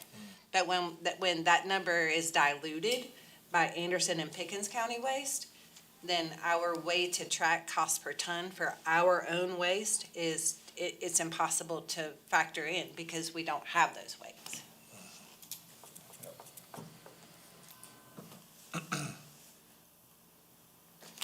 Okay, back. Actually, this one is on our strategic plan for us to continue the sewer discussions. So as I mentioned to you before, for strategic planning, for the expansion of sewer, we are currently on phase 1 of sewer, and I'm sorry I don't have a document that reflects this, but I believe everybody is up to date on where we are. Mr. Eliezer did sign the final contract documents yesterday for Sewer South. Yes, sir. Phase 1, as you all know, we are, of course, planning on economic infrastructure expansion for some property held by Blue Ridge Electric for economic development purposes at Exit 4. That's a little over 60-some-odd acres. There is a plan for Blue Ridge Electric to at least begin mass grading in preparation for, I can't speak on their behalf, so I'm afraid to do so in case I mess it up. But there, to my understanding, there is a desire and intent and plan for there to be mass grading and/or pad-ready site or a spec building going there. As you know, that is one area of the county that we have zero industry. The recommendation coming from administration and after meeting with Jamie Gilbert at our Economic Alliance and talking with our current engineers for this, you have to strike while the fire's hot. At present, Oconee County has committed $2 million in ARPA funds, $1.5 million in upfront funds, and an additional $2.103 million for the Phase 1 of Sewer South. That is the one that's under contract and construction right now. The document signed yesterday afternoon. My recommendation is council consider bonding that money. You won't see the impact of the sewer expansion for over a period of years. We do have the funds to cover that right now, and of course, you're always at option to do so. I work at your will and your direction. But in doing a financial plan for the expansion of sewer service to exits 1 and 4, I believe it would be in the county's best interest and in council's consideration for us to consider bonding those two at the same time. Meaning that once we get a shovel in the ground, which will hopefully be in just the next few weeks, that we begin the process of looking at expanding that for further economic investment, for a public-private partnership. Now, Blue Ridge has said that they will contribute to that amount of sewer, but Blue Ridge cannot own or operate the sewer. The sewer authority must be the operator of that, and thus cannot do it on their own. So there'll be a contribution back for that. I don't have an exact cost for that, but I would like some direction for us to move forward as we discuss on future expansion for economic development incentive within the southern area, closer to the 85 corridor. Not the farmlands. I know that everybody is very, very open and considerate about the impact that that may have, but parallel to the 85 corridor is opportunity for industrial and or commercial expansion for sewer. Right, and what we approved the other night was exits 1, 2, and 4 to move forward Correct. in bond in tranches, right? Correct. So we could get those first two up and rolling. So we've already got engineering for exit 4. I'm meeting with the engineer next week to go over some final engineering. Estimation at this point is $2.6 million. That amount may increase a percentage, or it may decrease a small percentage. There is some fine tuning that remains to be done, to my knowledge. I should have, I would say, a pretty solid engineering plan. Next week, I spoke with Chris Eliezer yesterday. He's aware and of course is on board with that engineering plan and for that expansion to happen. I did not speak to Mr. Eliezer about the county's potential to bond that because I did not have council's approval to move forward with that. But if we're considering the capital needs, the annex building for voter registration, and just for the record, there's no relocation of my office whatsoever. My office is in the center of the front hallway here in the administrative wing and is quite lovely. And the estimate's $3 million, not $6 million, correct?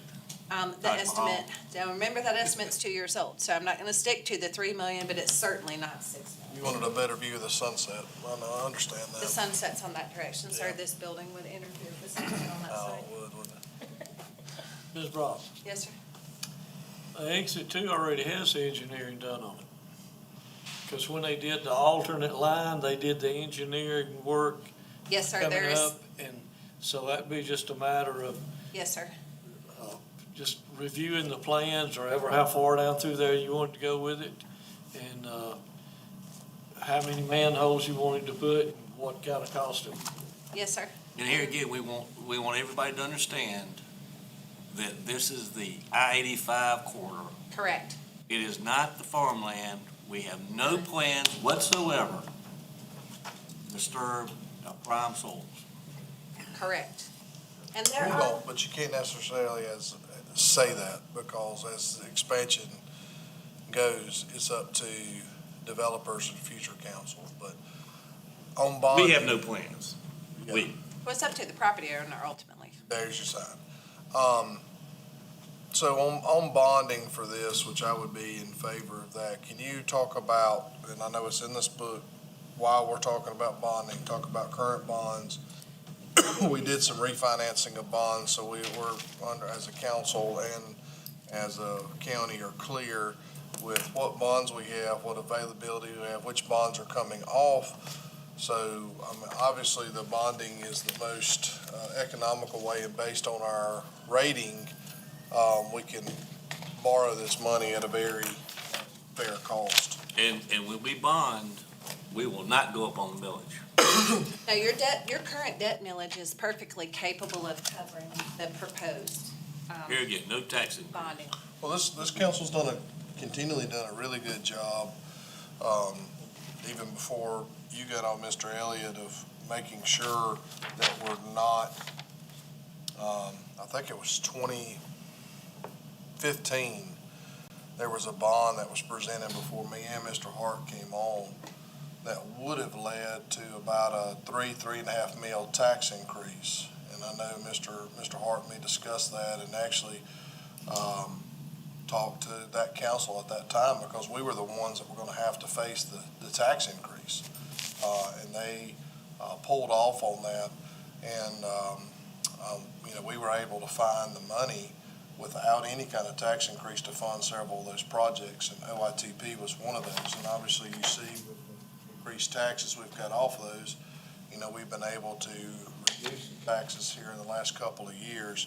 So I think moving forward, I'm very appreciative of what we did then to not saddle a future tax increase, and I think we're looking at that. So I know me and Mr. Hart sat down probably 3 or 4 times during that time period. I said, if they do this, we're the ones doing the tax increase. That's why they didn't care about it. Honestly, he knows it as well. They didn't care because they weren't on council anymore.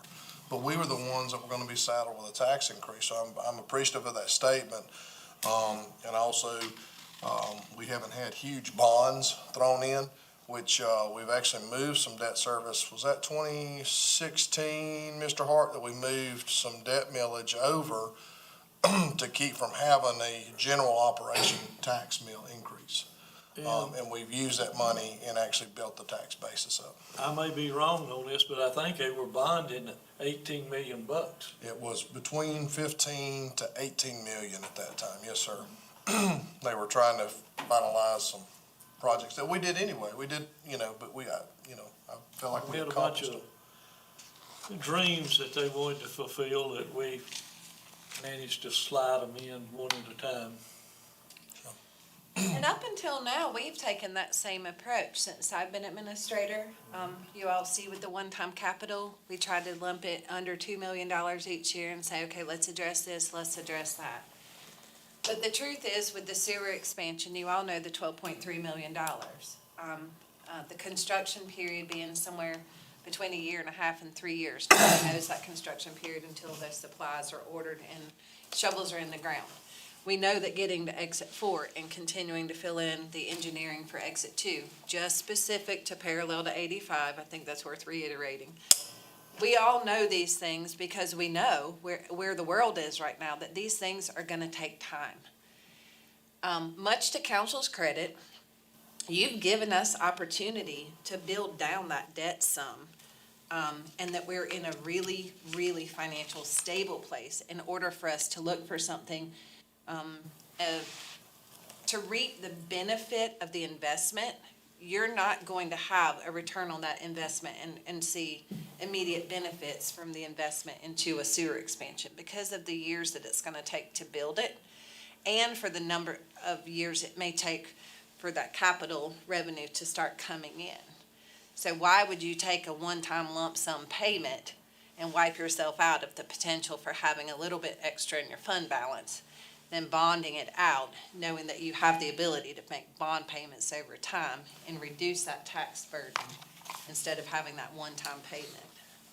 If there's anything that we learned in the last 3 years, it's that we need to be able to have something to fall back on. And I think us having the ability to bond that and make payments on it, we start reaping those benefits at the same time that those bond payments start coming to an end. And then go back for phase 2 and go ahead and start investing in that, again, parallel to 85. 85, as we know, get off exit 1, drive north. How many vacant exits are there? How many undeveloped exits are there? Very few. Drive south. There's one undeveloped exit between us and Atlanta, and it's privately owned. One. We literally are in the sweet spot. We have, as long as I've been,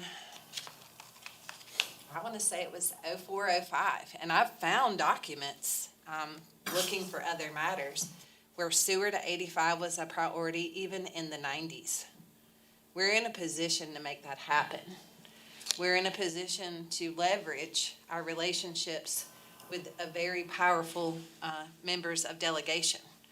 We're in a position to partner with another economic industry at Blue Ridge Electric to make these things happen and provide some other resources for the tax base of the citizens of the county.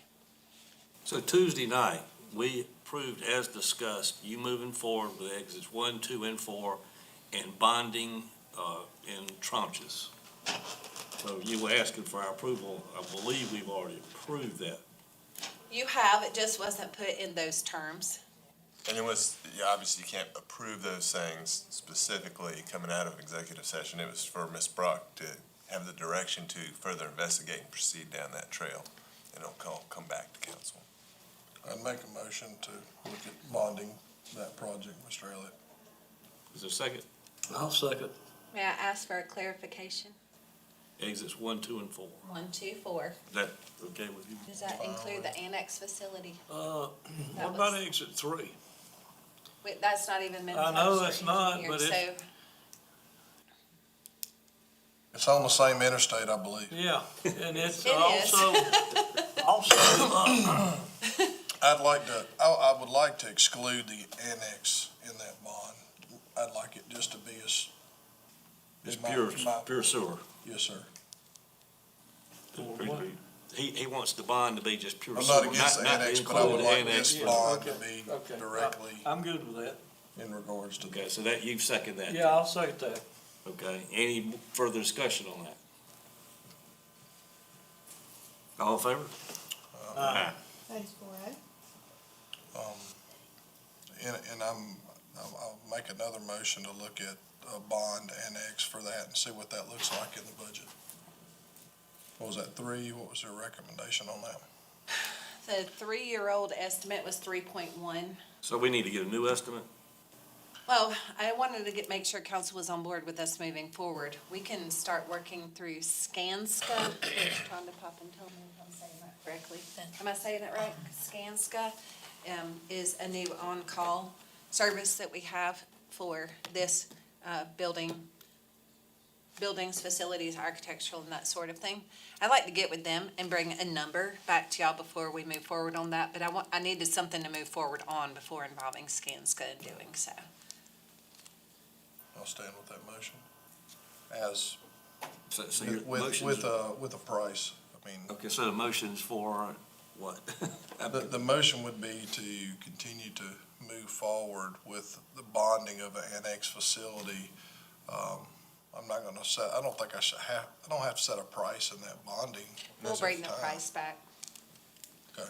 I wouldn't have a price for you right now, and I don't want you to commit to 4 million or 3 million or 6 million or any of that And until I'll do a we get discussion on Skanska that on the after, if there record. is a second. So to clarify, this is not to move forward with NX, this is just to move forward with the estimate and the bonding Correct. Looking at possibility. funding. Everything will come back to you. Yeah, just to look at funding. So we'll come back and vote again. Everything comes back to you. Yes, sir. I'll second that. Okay. Any discussion? Yes, sir. Any discussion that we've ever had on buildings, let's go back and look at the timetable of fire stations, magistrate buildings and everything. I think some people think this is gonna happen tomorrow, and it may, council may proceed with that. But anytime to discuss something like this is the best way to look forward. And so I don't want people sitting there going, oh my God, they're building all this and building this. What was the magistrate, 5 years, 6 years? How many times was it knocked off? Well, it's actually well before that, It like became 12 a years. priority in 2013. Yeah, so just because council discusses something in budget and brings it forward and talks about it, doesn't mean we're building it tomorrow. There's always hope, but if you don't continue to look forward and think about these things, it's never gonna happen. So that's kind of what, I just want to discuss that, Mr. Chairman, because it's not like, hey, yeah, we're gonna drop 5 million. It depends on what this is. It may be this council sitting here, and it may be another council 5 years from now that may use the studies that we're doing today to work that project. Thank you, Mr. Chairman. And let me clarify, let me say something. So, voter security, we all remember the last presidential election, and that's, it is, regardless of what your opinion is, what happened. That's the future of this country. We've got to secure our voting. I mean, right now on Capitol Hill, they're talking about TikTok and how that can be used to sway a presidential election. We've got to do everything we can at a local level to make sure we have fair elections without any outside influence. And so if it takes building this building to secure our voting, we need to do it. And it's not from Mrs. Brock's office. It is not, I'm not relocating my office. I will say though this, Mr. Reed, I hope you don't mind me calling you out. The county attorney needs a new office. His office is really nice, but it's not large enough to accommodate meetings. The file space, this file storage space is not large enough to house his necessary files. I'm gonna say this on the record. I invite the public, the media, anyone. I'd be happy to give a tour of this building. This is an old school building. There are cinder block walls the size of classrooms. We are currently meeting in the cafeteria. Now, we have very talented and hard-working and visionaries on our staff. None of you were here at the time, but this literally used to be like the stage. Everybody's been in elementary school where Pine there's the Street. big stage. Correct. I didn't go to It's an school elementary here, but I know what school it So is. the Diaz here used to come all the way out here, and it was this big concrete stage. We literally had the velvet and velour curtains. So We're still while up there there. may be some conversation about the county building these the county hasn't built a building since Bounty Land and the Magistrate Court, since we built the detention center. The detention center was 13 years overdue before we started construction on it, and not knocking anyone in the past for doing it. But getting movement and getting traction is not easy. We're not in a place where we can sit still with this. I'm willing and able anytime to give a tour. I'd like to take people to the upstairs at the DHEC facility. Our document archive facility is inadequate. The office wasn't adequate enough to house staff in, and now we're treating it like a storage facility. It's just not adequate. And it's a sad thing that we don't have a capital improvement plan. You know, government's always reactive in certain areas where we're proactive in other areas. We don't take care of the needs here until it becomes, oh, it's an emergency now. And I'm not saying this is an emergency at all, but we don't want it to become one either. Any other discussion? Let me, this is just to do the study and maybe get some prices on it. That's all that we're talking Right. about. Yes. She will come back to us for Yes. final approval. This Okay. isn't the final approval. And really, nothing we do in budget is an expenditure item, period. Would you agree with that? We're discussion on that. Until we Yes, so approve the what you're budget, approving until we is a approve the budget on document. third reading, So, and expenditures over $50,000 come back to council for approval anyway. What I'm doing now is bringing you an idea of what that cost looks like and what the implementation looks like.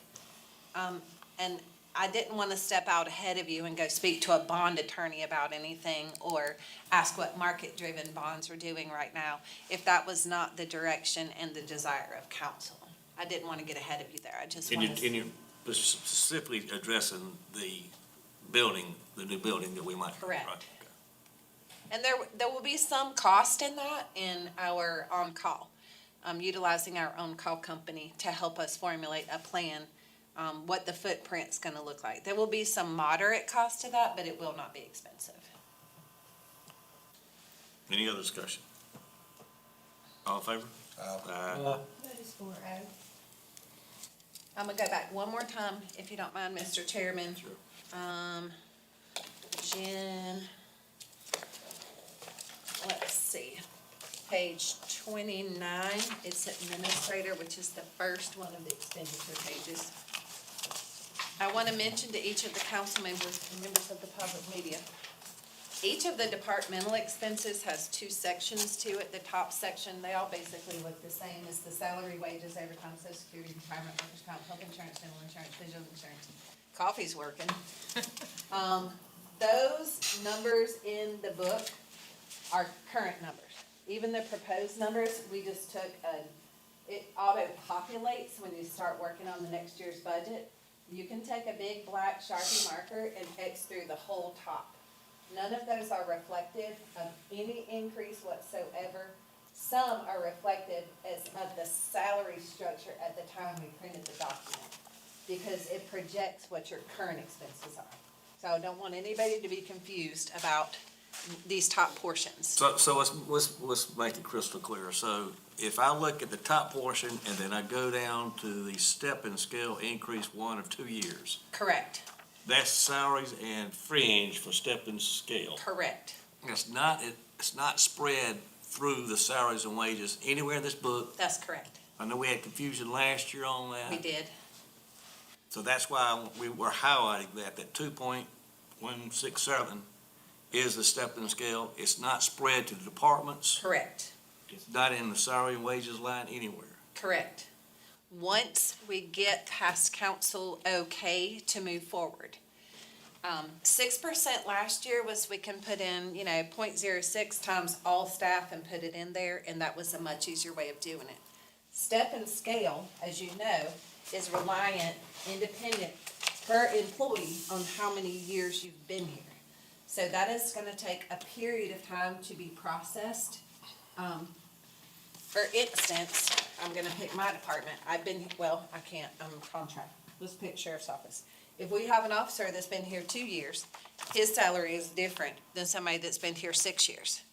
And their salary is different than someone that's on a different level that's been here 4 years. So every single individual employee has to be calculated, and that's something we will check, double check, triple check. But that's why they're not in here, because I don't have approval from y'all to move forward, and I couldn't ask these fine ladies in finance to help me calculate that without getting some go-ahead from council to do so. The new positions is funded separately. Gasoline and diesel contingency. Depending, remember I told y'all the item that we kept highlighted from state aid subdivisions or LGF.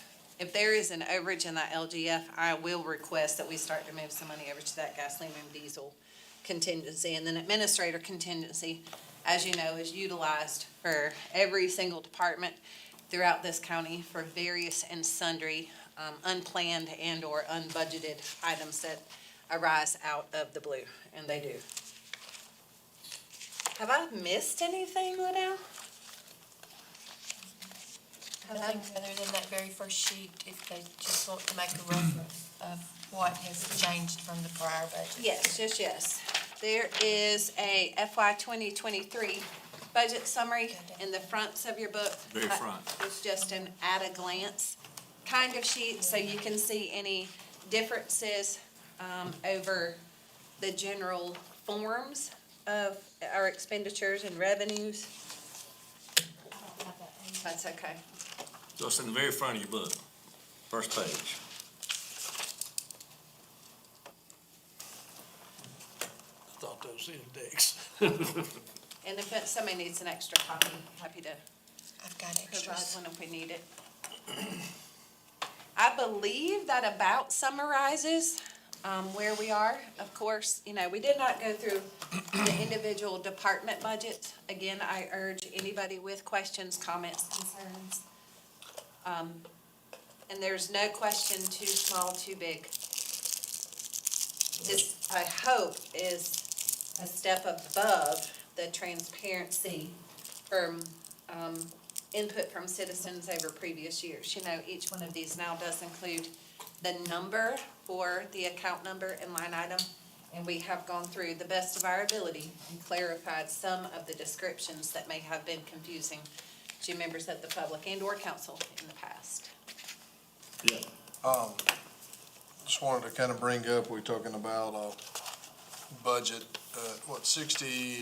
67 million, somewhere around it, a little bit over 67 million. The